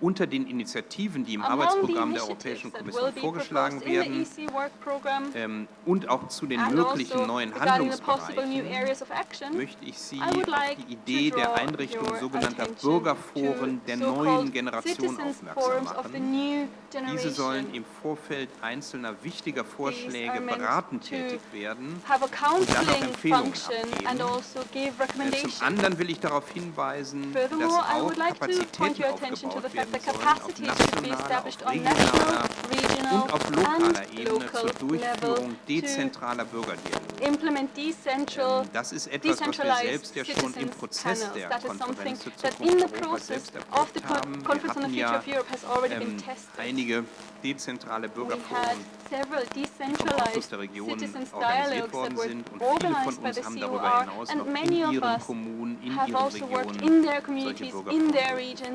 Und ich bin sicher, dass der Ausschuss der Regionen mit seiner Expertise gerade zu diesem Punkt, den die Europäische Kommission hier angesprochen hat, einen wichtigen Beitrag leisten kann, aber ganz ehrlich auch leisten muss. Wir müssen Teil dieses Prozesses sein. Der Ausschuss der Regionen wird auf der nächsten Plenartagung am 29. und 30. Juni, also in der kommenden Woche, eine Entschließung zum Follow-up der Konferenz verabschieden. Und es ist sehr wichtig, dass der COR den Impuls, den die Konferenz vermittelt hat, auch wirklich nutzt, um Reformen in Gang zu bringen und um immer wieder deutlich zu machen, dass dabei auch die territoriale Dimension der europäischen Demokratie gestärkt werden muss. Unser Präsident hat ja immer wieder das Bild des europäischen Hauses der Demokratie benutzt, mit einem Dach, mit starken Säulen, aber eben auch mit einem Fundament. Und dieses Fundament sind die regionalen und kommunalen Gebietskörperschaften. Und sie müssen Berücksichtigung finden. Eine erste Bewertung der Vorschläge der Konferenz zur Zukunft Europas wurde von der Verwaltung bereits erstellt, auch was die Arbeit unserer CIVEX Commission anbelangt und in das Mitgliederportal eingestellt. Also da können Sie es auch nochmal im Detail nachlesen. Zur Vorbereitung unserer heutigen Diskussion werden wir jetzt zunächst eine Videobotschaft von Damien Böselager hören. Er ist Mitglied des Europäischen Parlaments, war sehr aktiv in der Konferenz zur Zukunft Europas, kann heute nicht persönlich in Alimos sein, aber wird eben per Video jetzt zugeschaltet und ich darf das Sekretariat bitten, nun diese Videobotschaft abzuspielen. I would like to ask the Secretariat to play the video by MEP Böselager right now. So that would be extremely the current situation is very, in the end, it's very often the local authorities and regional authorities who basically bear the majority of the cost for welcoming and integrating asylum seekers, or in this case, temporary protection status holders, when we look at the Ukrainians. So what I've been working on for some time now is to create some awareness about the very positive work that municipalities and regions are doing. And I think it's important that we also think about two things when it comes to funding. The first one is, do we have enough funding available on the local level? So the amount of funding that we're currently talking about. And then second, what are the instruments that we use to disperse funding to the local and regional level when it comes to asylum and migration? And here I think we really can work a bit more to try to understand how to improve the European system. And I'm very much in favor of checking this very closely. So that was a very brief intervention by a member of European Parliament. I think, is it played again? Or is it continuing? No, I think that was a technical mistake. So we come now to our discussion, but before I'll open the discussion, I would like to ask the Secretariat to provide you with some of the most important results of a study that we issued on the territorial dimension of the Conference on the Future of Europe and of its follow-up. This report, this research report, was finalized in the last week, and it was also uploaded to the members' portal of the COR. And if you look at the posters, you find a QR code that you can use to download it. But first I would like to ask Bert Kubi to give a short presentation on that research report. I think that is very helpful for our discussion to come. Please, you have the floor. Thank you very much, Mr. Chair, and also from my side, warm welcome to all of you. I think we'll have a few slides. There was a slight misunderstanding with the video, so now it's coming up the slides. But maybe I can already start. I also want to be very brief about the study which we have commissioned on the territorial dimension of the conference on the future of Europe and its follow-up. The objective of this study was to harvest, to review results, to make an assessment, and to see what could be done in terms of follow-up. I mean, as was already mentioned by several of the previous introducers to the topic. I think the study was essentially done by doing desk research, literature review, also, of course, the review of the platform, looking at the 49 proposals overall with the 323 concrete measures. There were also 178 recommendations from the European citizen panels, lots of figures. Two more figures, 44,000 contributions on the platform with overall 16,000 ideas that were posted on this multilingual platform. And if we go to the next slide, that we can skip quite quickly.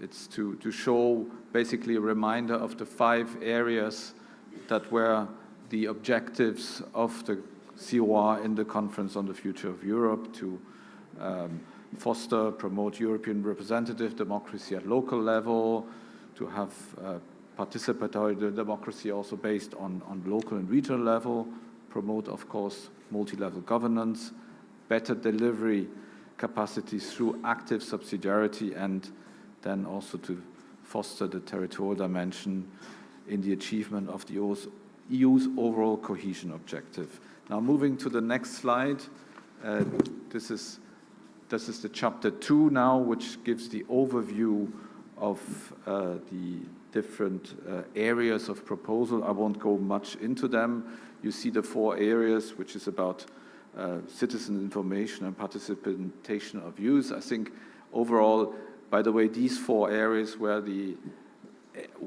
not exactly, sorry, I have to correct myself. The area of strengthening democracy was the one which caught the biggest attention, the biggest amount of proposals, and obviously also the first ones here, citizens' information, participation of youth, which is, for instance, about innovative means of ensuring political participation by citizens and youth in particular. Also in this year of youth, the proposal put forward on doing a youth check on EU legislation, and the proposal to make periodic citizen panels. Now, democracy in election was about boosting participation in the European Parliament elections, the fostering the transnational debate, also transnational lists. The EU decision-making was more about improving decision-making, EU decision-making, also, of course, to make decision-making transparent, visible, understandable to citizens. And the last one here, subsidiarity, which is really a core area of proposals of the COR. They weren't so much discussed in the citizen panels, but thanks to the COR and its delegates, there was quite some discussions in the working group. Now moving to the next slide, which really is the chapter I would strongest recommend, the next slide, which is chapter 3, which is the one where the authors do the legal and political assessment, also to assess to what extent these proposals require treaty change, major treaty change, minor treaty change, or no treaty change. And I think the interesting conclusion is that quite a number of the proposals are rather broad and vague, so they could be actually approached from different angles. So there's a variety of implementation ways, and therefore it's also a question really of the costs and benefit of undertaking these proposals, these recommendations, which need to be taken into account for each of the scenarios.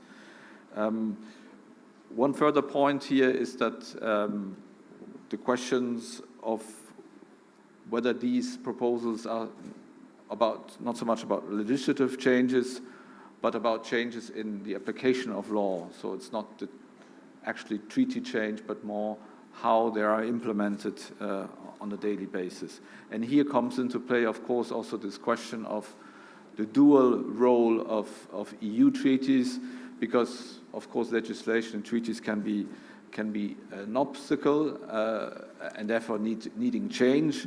Or on the other side, they actually provide the opportunity, probably in terms of interpretation or in terms of changing the way these legislations, these measures are not only interpreted but also implemented.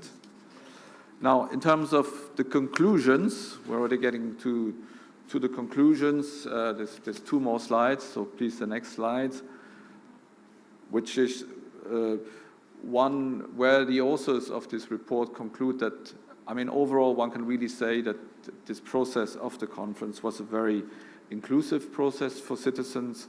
I mean, I mentioned the figures of quite a number of proposals being made and recommendations which are even measures which are even higher. And I think it all depends now how these measures, Mr. Speich, our chair, already mentioned it, how these measures are actually implemented, taken forward. And obviously this is the concluding, one of the two last concluding slides, which shows that there are possibilities to implement these measures, obviously starting from the local to the regional, to the national, ending with the European level. And coming to my last slide, well, I mentioned the approach being very inclusive, 49 proposals, 328 measures, and the need to translate these into concrete measures at the different levels, but also this recommendation that the authors make that really there's a particular role for the COR here to link up these different levels. I think the citizens somewhere have a voice, and this voice can be voiced at a rather local level, regional level, but there are also measures to have them be heard at the national and the EU level, and the COR really with its members, of course, could be a vehicle, an intermediary to link up these different levels. Then there are more classical recommendations that are being made, which reinforce basically, I would say, what the COR already does quite substantially, which is to work and reinforce the work on active subsidiarity, to create maybe, to operationalize some of the ideas on active subsidiarity, and that needs to be defined. And we have the upcoming subsidiarity conference in autumn, which obviously is a step in this direction. There should also be ways to be looked into how to propose concrete measures to address the territorial dimension of European policies. And there's also a warning given in this context of this study. I think that is that quite a number of proposals are really made by citizens, for citizens, at a really grassroots level, and we should be cautious not to be willing to take up these and to read them as being at a local and regional level. I think there are also things which are out of the reach of local and regional authorities and the reinforced civil society, and I think we should accept that and see the role of local and regional authorities, of course, as closest level to the citizens, but not as the only level close to citizens. And last but not least, I think something that you demonstrated today again as the core of our business, and that should continue or being streamlined, reinforced, is that the COR should take up its role continue its role and strengthen its role as consultative body in the EU decision-making process. And on this, I'd like to thank you for your attention, and I hand back to to the chair. Thank you very much, Mr. Kubi, for this glimpse into the study. I think that was a real teaser to look more closely to that, because there's a lot of material in there, I think extremely helpful for our work as well. And with that, I would like to kick off our discussion right now, and I would like to ask members especially to concentrate on three major items. One is to all of those who have organized local dialogues. What was your experience with the participation, with the participatory process, and how do you evaluate the communication on the conference on the future of Europe in your regions or in your municipalities? What did people really got in that process? Because sometimes there was the impression it was not really communicated to all levels of our society. Second, of course, it would be extremely interesting to hear also from you which of those recommendations are of special relevance from a regional or local perspective. And third, of course, that is crucial, and that was mentioned before, how can the Committee of the Regions contribute to implement those recommendations? Of course, what is our role in a possible convention? What is our position regarding the treaty change? And how do we improve existing legislation to improve the role of local and regional authorities? So these are the key items, but of course, you do not have to stick to that, but that is the idea, to concentrate on that. And of course, you can also pose questions to the study that was just introduced. So now the floor is yours, and I have already a first raised hand that was by Declan McDonald. So Declan, you have the floor, and then we'll take the others. Thank you, Chair. And thank you to the CIVEC staff for presenting a report, because it helps all of us in debating again the future of Europe. And I would just say that we must set out how best to learn the lessons from the conference and embed participatory democracy into the EU policy and lawmaking. And there is 49 proposals coming from the conference. Some of them affect civics, some of them affect CIVEC, which was discussed on Tuesday. So I think that we should look at the 49, break it down to what each of them proposals affect us as a commission, and debate them in the future. Because I don't think we can leave it as a policy document now that has been written. We must continue to do this and bring the citizen closer to the EU.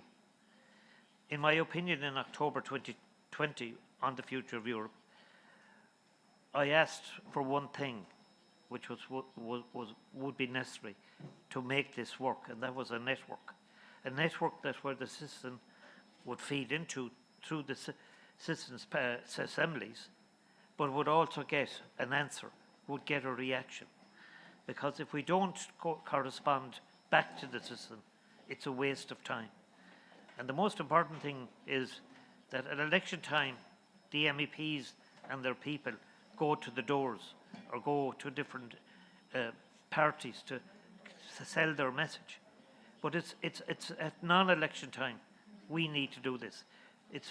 And I would suggest that we don't use politicians to get close to the system.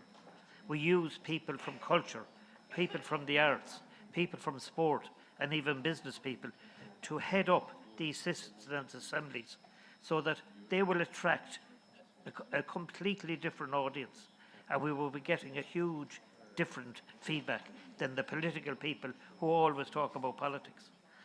And I would say that the citizen, or the network that we proposed in the opinion, is a difficulty because the COR don't have the finance to do it. But I was at a CAFA meeting last week, and cybersecurity came up at that. And that's a whole issue for everybody. But the decision was that the institutions, all 5, would work together to provide the protection on our internet, etc., through the cybersecurity. So what I'm suggesting today is that all 5 institutions should come together and build this network within Europe so that the citizens participation in their assemblies, that they can feed the questions to this and they get an answer. And I think that would be the worthwhile. It is huge that we bring Europe closer to the citizen. Majority of people don't know what the COR is. If you go down the streets of your town or city, you're on a COR in Europe. But what is that? So we have started the process, but we must continue it and not let it be another item on a shelf. So I would suggest that we try and get this network going right across the institutions with support from all five, so that we can get the answers to the citizens and make them aware of the work we do here in Europe to sell and make them aware of all the European policies. Chairman. Thank you very much, Declan. I think the whole issue of building new alliances is extremely important. We have to leverage our positions, and therefore we have to go maybe also original ways to find new allies in that process, and of course work together with other institutions that are already in place. So thank you very much for your intervention. And next is Jelena Dayanin. Thank you. And I would just like to say that we have to remember that we have never done such a big project as we did with this conference. And I was a part of it, and I was listening mostly because this was for the citizens' voice to be heard. And I have also listened to some complaints, and I think that the complaints that was from the citizens was sometimes like, we want Europe to do more because my country is not doing enough or doing the right thing. I never heard a citizen saying that my municipality is not doing the right thing. From the national level politicians, they would say, well, now citizens are having suggestions that are on the national level to decide and so on. But I think that this conference is really important for many reasons, because we came to a point that we have to reinvent the way we think about democracy and how we work. And I would also say that I'm very impressed with how the Committee of Regions was involved, represented, and working together. It was really impressive. So the people that were complaining didn't often have better suggestions of what we should do. So in a way, I would like to finish by saying we did something new because we have to. So we were kind of building the ship while we were sailing it. I would like to thank you for presenting this very complex project in a very pedagogical and good way, so that everybody understands what has been through. So now it's important to take care of the material. But there is one problem, that when we did it conference, we were not so explicit in saying what to expect to the citizens. So you all know, when we are disappointed, it's usually because our expectations were not met. So, as Adder has said, we should see this also like we learned from this, and we will do better the next time. But if we are afraid to try, because we are afraid of criticism, we won't ever improve. So I think this was a great project, and we should be very proud in our participation from the Committee of Regions, and not listen to all the negative people because they didn't have any better suggestion. Thank you. Thank you so much for those also, I think, encouraging words. So thank you very much, Elena. And now I give the floor to Matteo Bianchi. Grazie Presidente. Io ho avuto l'opportunità di partecipare alla conferenza sul futuro dell'Europa in qualità di membro del mio Parlamento nazionale, ma ovviamente la mia prospettiva anche di amministratore locale non è mai venuta meno. È sicuramente stata un'esperienza innovativa e, come tutte le esperienze innovative, ha degli aspetti positivi e degli aspetti negativi. Non dobbiamo nasconderci però dietro un dito rispetto alle cose che vanno migliorate. Hide behind what we still must improve, especially in terms of the conference follow-up topics. And I believe that participation is something that needs to be stressed when it comes to the cons of our feedbacks. Citizens who took part to the conference surely brought some common sense suggestions to the table. However, that was the minority of European citizens. Because in the vast majority of cases, people had no idea about the conference. So I think that this is a negative side that we need to tackle. And just to be clear, this needs to be stressed amongst us first. And I think we must realize how we got to the 49 proposals. They were licensed by agreement, which doesn't mean that everybody present unanimously agreed to such proposals. However, the majority of them criticized, especially some topics connected to the unanimous vote issue, vote to 16-year-olds, etc. Now, on these negative sides, of course we need to tackle them, but we also must go over and overcome them. As LRAs, we can activate the so-called Article 48 on the review of European treaties, and we need to realize we need to figure out how to review them by taking into account local and regional entities' needs. The potential future convention on the needs of governments may be replaced by an intergovernmental conference. I do not have an opinion on what's better or what's worse. However, I do believe that we need to speak clearly, and we need to say that perhaps the convention will not take place because governments are pushing for intergovernmental panels and conventions. Method notwithstanding, we need to be there. Local and regional entities must be there to strengthen democracy from the bottom up, from an actual bottom-up process to ensure that the COR may play not only a consulting role or advisory role in the future, but that may actually play an active role in the European decision-making process. Against the initial conference ambition, which was that of a new assembly for the future of Europe, I believe that today we need to define the way in which we want to participate to the review of the European treaties as local and regional entities, and we cannot avoid making our voices, we cannot prevent making our voices heard to those who will play an active role in that, so that the local and regional entities will play a role in that. Thank you very much. Thank you very much also for the plea for an active role of us. I think we really have to go for that role. And with that, I would like to hand over and give the floor to Ms. Johansson. Thank you, Mr. President, and I will switch on to Swedish. Jag uttalar mig ju för PS-gruppen här och vill börja med att säga att konferensen om Europas framtid fick ju trots allt stor kritik på grund av highly criticized due to the organizational weaknesses during all the 7 plenary sessions. It was very difficult for the delegates in the regional committees to participate in the debates because it was extremely strict time schedules. We did not have a good opportunity to discuss items, but it was a unique and very well organized session where people from different fields participated. It was the beginning of a very important meeting, and therefore it's important to continue to work on the political dimension and the dynamics that was created through this conference. It requires that we choose to use the present structures, the institutional structures we have,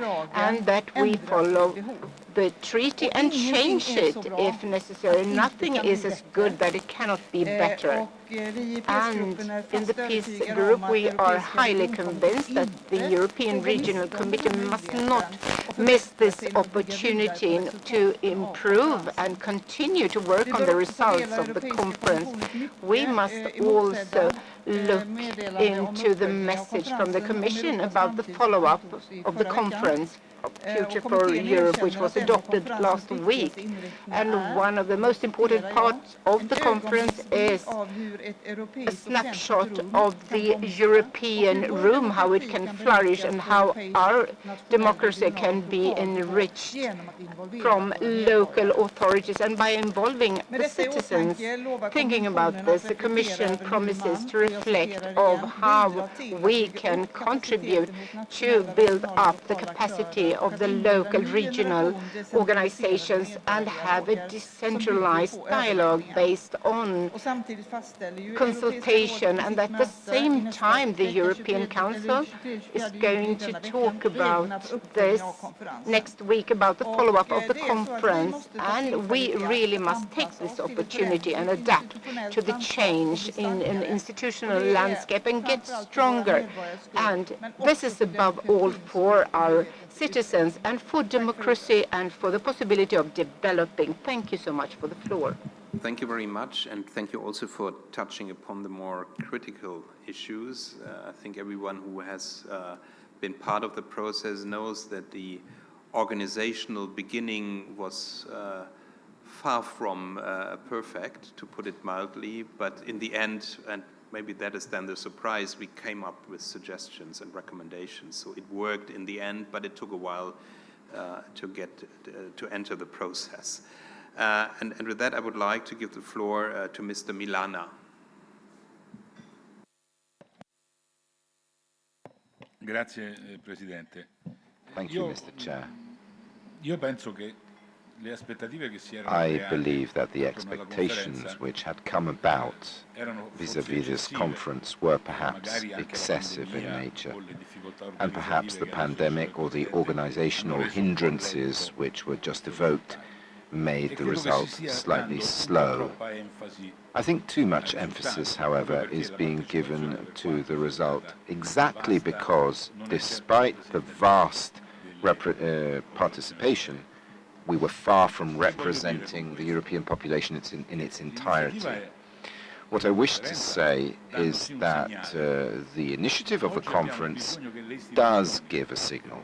But what we need today is that the European institutions are able to sum up within themselves the ability to plan, to project, bearing in mind the 49 proposals on the table, but filtering them and restating a range of principles. You see, I do not believe that it's clear to everyone that European integration is equal to a giving up of sovereignty on the part of individual states. If we do not stem from this assumption, we will not overcome the problem which 15 years ago made us move away from the idea of a treaty of European constitution, and the position in Lisbon was a step in the opposite direction against those constitutionalists who were looking for European constitution. Now today the Lisbon Treaty can still be implemented, and there are a few of those 49 proposals which can be implemented as is without too much reconfiguration. But in my view, in order to make the Conference of Regions present, we need to put back on the agenda of the European discussion board the principle of treaty revision, which needs to be intimately linked with the transfer of sovereignty on the part of states. We need to be able to convince at least the Parliament that the issue is the transfer of sovereignty. Whatever topic you talk about, whether it's safety, security, the European army, whether it's further economic integration, whether it's regulations which need to penetrate to the very core of citizens' lives, the issue is always the same. It's about sovereignty of individual states, and these states, we need to say this, when something negative happens, do not hesitate to blame Europe. when Europe supplies some positive ingredient changing the lives of citizens, oh, well, that's the government's merit, the national government's prowess. And we need to overcome this juxtaposition. And I would introduce my last concept, which needs to be a fundamental position of the Committee of Regions. That is the issue of unanimity, which is contained within our 49 points, but unless we overcome the hindrance of decision-making in a unanimous way, whatever we do, we will be slower and slower, and our boat will not catch the wind. We need to take advantage of the crises taking place in Europe in order to be certain that the boat of convinced pro-Europeans may move ahead in the wind of crisis. We have seen this in the pandemic. We are seeing this in the war. We can no longer wait for external events. We need to reappropriate institutional events. We need to hold a dialogue with citizens. We need to hold a conference every 2 years in dialogue with citizens, the European institutions, Parliament, Council, the Economic and Social Committee, the Regional Committee. All these need to have a more proactive attitude in order to place at the heart of their action the transfer of sovereignty and new treaties. Thank you for your kindness. Thank you very much also for this rather fundamental intervention. Just allow me to remind you that the intervention should basically stick to 2 minutes. I won't be too strict on that, but that should at least be a guidance. And having said that, I would like to give the floor to Ms. Dillison van Tongalo. Thank you very much. I shorten my words, and I would like to speak in Dutch. Thank you. Dank je wel voor het uitgebreide document. Ik heb graag 2 punten die ik in zou willen brengen. I've got 2 points that I would like to talk about. We have to understand that thanks our citizens, we can go on. I think that all the examples that have been given today are very important points, especially when we spoke about the young people. We think that young people and the citizens in general, the costs and benefits want to have in their hands. It's a very important thought, especially when we talk about conferences about which we have spoken. We have to promote a democracy that the possibility gives to everyone to really participate, not to delegate, to participate. It's probably another way of thinking, but sometimes the people don't really know what to do and how they can participate to this democracy, because sometimes 2 things do not proceed together. Decisions which are taken at local level sometimes do not find their way to the national levels. So we must stay connected and try to spread the good news. And it's very important that we go on like this. We have to keep our doors open, so to speak. And in brief, the connection and the relationship that until now must updated. So we have to find more participating forms to go on. Otherwise, we run the risk that people more distant feel between themselves and Europe. The European language sometimes is too difficult for the citizens. What kind of language are we supposed to speak so that everybody feels bound with the European institutions? Thank you. Thank you very much for pointing to this essential challenge and contributing to our discussion. I now would like to give the floor to the gentleman in the back. My eyes are too bad to read your name, but I remember that you're from Finland, so. Thank you, Chair, members of CIVEX Commission. I changed to Finnish. Kiitos puheenjohtaja, hyvät komission jäsenet. Thank you, Chair, dear members of the Commission. My name is Mikkel Näkkäläjärvi. It's not easy to pronounce, I can imagine. The Conference on the Future of Europe was a good possibility to have discussions between EU citizens. And from the conclusions, I get the sentiment that we need European collaboration in many different fields, more than ever. Climate issues, immigration. However, there's also the subsidiarity matter. I believe that we should only give sovereignty, national sovereignty to the European Union in such matters that really bring added value on a European level.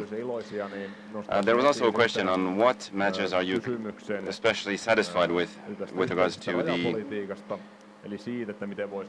within Europe. Well, I believe that we should have a common border policy, strengthen collaboration, but still respect human rights. I believe that this is an essential matter in these times. We know that immigrants can be instrumentalized in foreign policy. We've seen examples of this in Finland. From the behalf of Russia, and there are sad examples of human traffic, for example.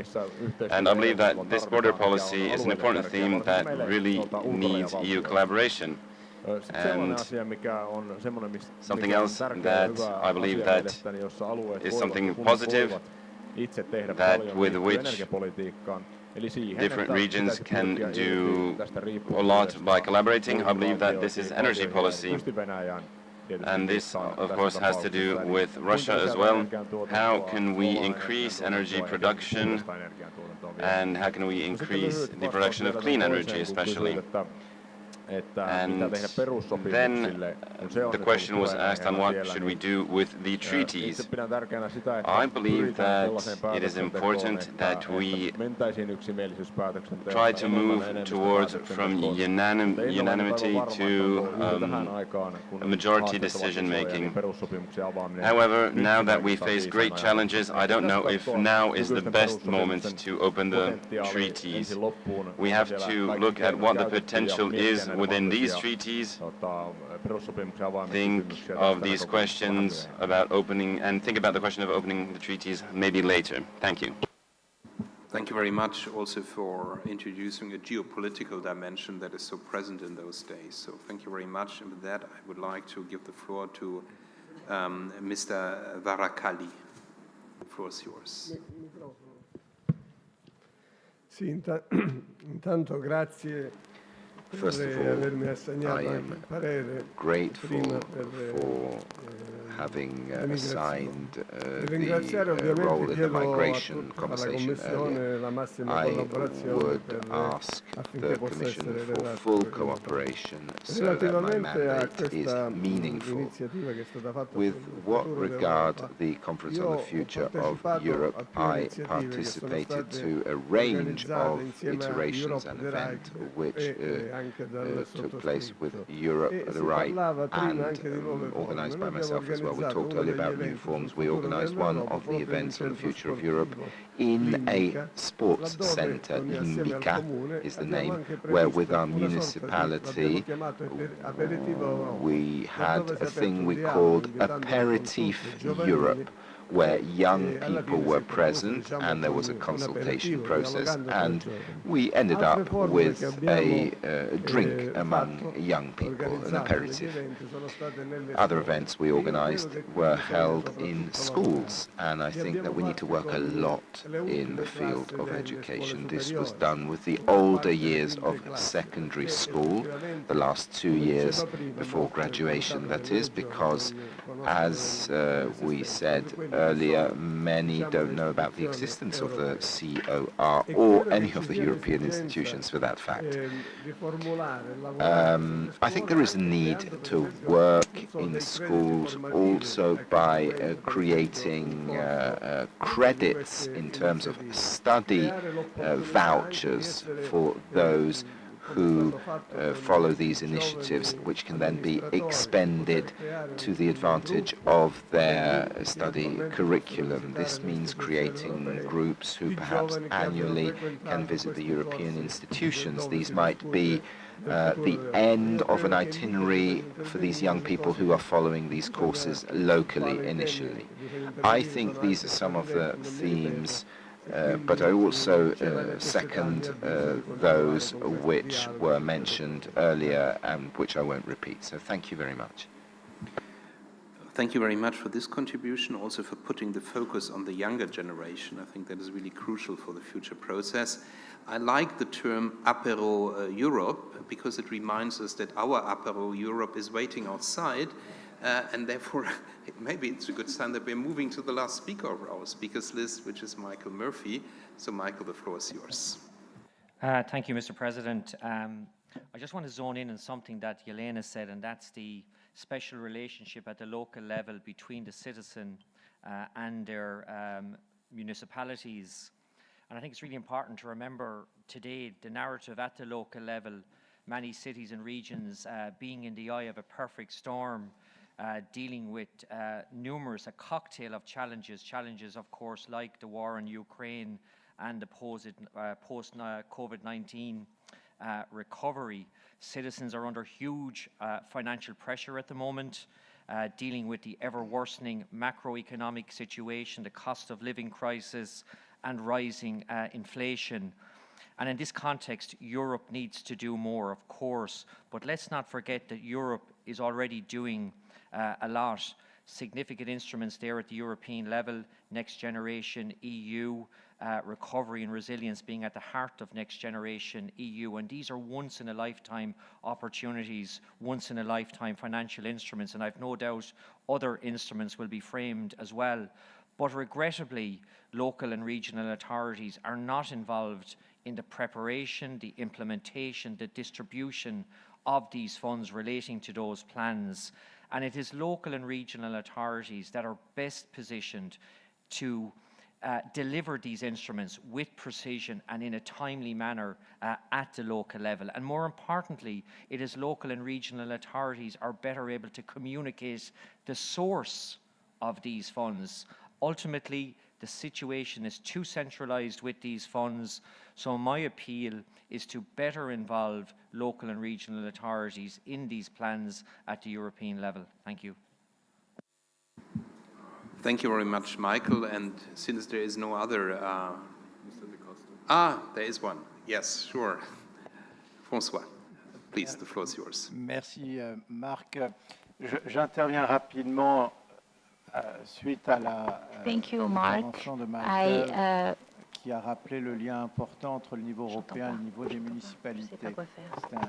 C'est évidemment un sujet sur lequel Thank you, Mark. There is a topic on which we are very much implied and committed to, and this is what actually brought us to launch an initiative, which is the EU councillors. There are more than 1,800 registrations of municipal and local councillors in Europe in a few weeks, and this corresponds, I think, to the natural prolongation of our role in the decision-taking structure. And if I speak today on a topic which might not be precisely in the agenda, but Michael made me think about that, because I have to say that I am angry.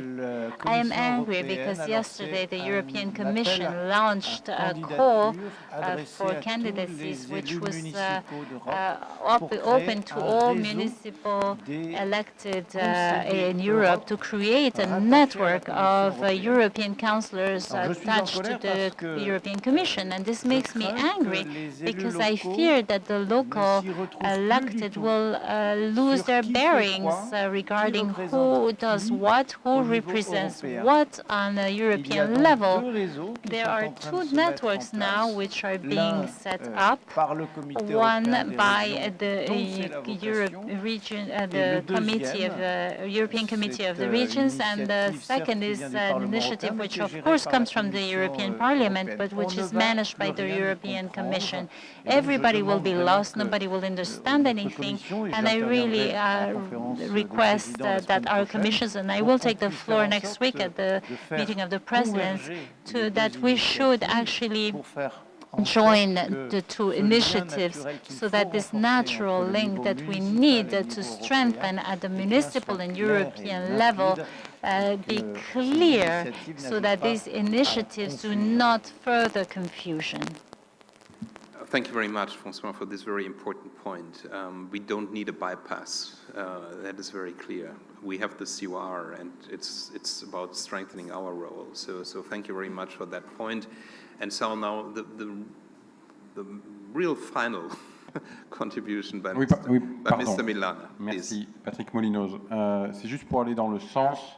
I would speak slowly. I would like to support what François said. I received this information regarding this network, and my first reflex was to think that this was created together with us, and therefore I preside a House of Europe, and therefore I considered that this was a communication operation, mainly, that we need to communicate, and therefore I had a positive appreciation of the initiative, thinking that we were within this organization. And this is to see the level that confusion can reach, so the need of clarifying and to establishing the role of the European Committee of the Regions within this initiative, which is not bad in itself, to better know the European institutions and the importance of Europe, but absolutely we need our role to be at the core of this. Thank you, and forgive me for taking the floor. No, thank you very much, because I think that was clarifying, and it was just shown by the Secretariat, the joint communication by Commissioner Suica and the President of the Committee of the Regions, Apostolos Tzitzikostas, on that initiative. So I think it's rather a matter of communication, not on substance. Here there should be alignment, and that gives me also maybe the, or is the initial thought for my final statement on that. First, I thank you all for your contributions that have been very rich. I'm sure we might have some controversies on some of the suggestions and recommendations that have been made, and it's good to have some controversy and debate that. But there is one thing that really unifies us, and I think Michael Murphy has clearly stressed that. That is the question that this Europe will not have a proper future if it neglects the experience, if it neglects the role of regions and local authorities. It has to take that into account. It has to make use of the expertise that is provided, of the experience that is provided, and we have to find a proper way to translate that into a future institutional structure. If it's possible without treaty change, that's fine. But as we always said, if it's needed, then we should at least not fear that. But at first, we have to use all options that are already on the table. And thank you for that. And then, of course, if communication is not clear, that does not help. We have to be clear on the communication. The COR has to play a role in that process. And I'm really grateful to all of for all of your contributions. The next milestone will now be our own declaration that will be, I think,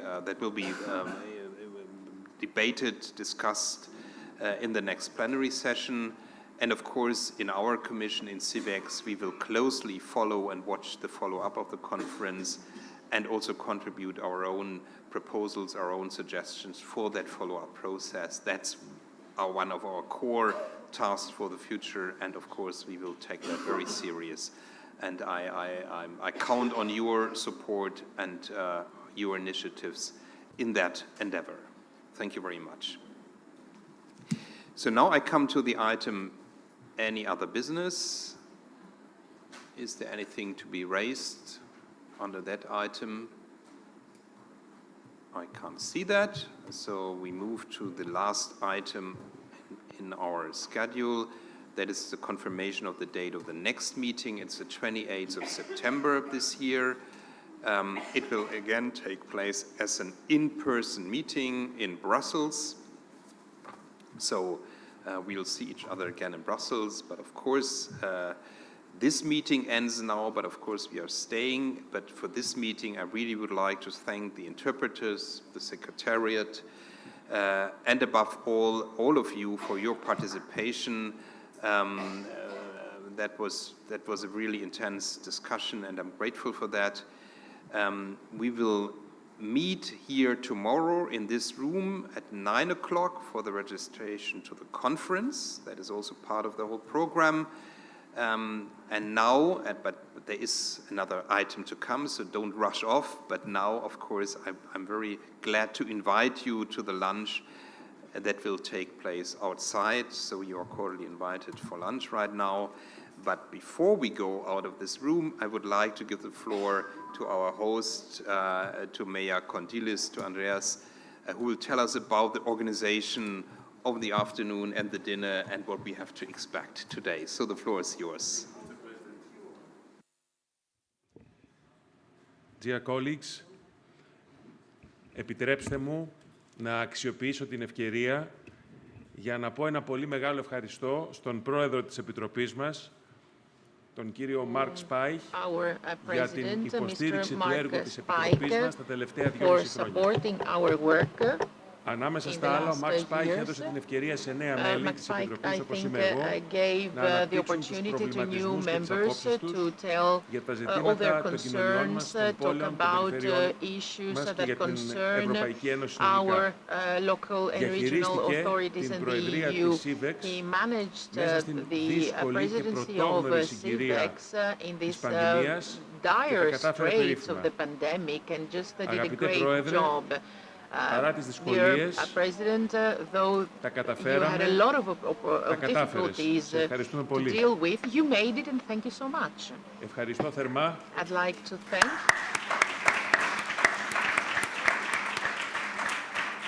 Ευχαριστώ θερμά και για την εμπιστοσύνη σου για την σχετικά με τη διοργάνωση της σημερινής συνεδρίας. Αγαπητοί συνάδελφοι, όπως σας είπε ο Πρόεδρος, θα μας προσφέρει τώρα ένα ελαφρύ γεύμα και αμέσως μετά θα πάμε στο πολιτιστικό κέντρο του Δήμου μας για να δείτε μια έκθεση ζωγραφικής που διοργανώνουμε αυτή την περίοδο. Μεταξύ άλλων, θα δείτε και ένα πολύ ενδιαφέρον έργο, ένα μικρό έργο ενός από τους μεγαλύτερους Έλληνες ζωγράφους, 19ο και 20ου αιώνα, το έφτιαξε σε μεγάλη ηλικία το 1952, όταν ανακοινώθηκαν οι ευρωπαϊκές κοινότητες του άνθρακα και του χάλιβα. Τα λεωφορεία θα μας παραλάβουν ακριβώς απ' έξω από το ξενοδοχείο σε περίπου 30 με 35 λεπτά από τώρα, άρα έχουμε πολύ λίγο χρόνο για ένα γρήγορο γεύμα. Το βράδυ όμως σας περιμένω στο δείπνο, στις 7:30 στο Μπλε. Είναι το επίσημο δείπνο που θα μας θυμίσουμε την παρουσία του μέλη της ελληνικής κυβέρνησης και του Ελληνικού Κοινοβουλίου και δήμαρχοι της περιοχής της Αττικής. Έχετε νομίζω ήδη ενημερωθεί όλοι για την εξυπηρέτηση που θα υπάρχει από τα shuttle και τη μετάβασή σας στο χώρο όπου θα παραταθεί το δείπνο για να πάτε στο δείπνο και να επιστρέψετε μετά από αυτό. Σας ευχαριστώ θερμά όλους για την παρουσία σας σήμερα εδώ. Thank you so much and see you tonight. Thank you very much. I think we all are looking forward to the rest of the day, so I'm sure that will be a wonderful treat, and we are very glad to be here. And now lunch is served and the Commission meeting is closed. Thank you very much.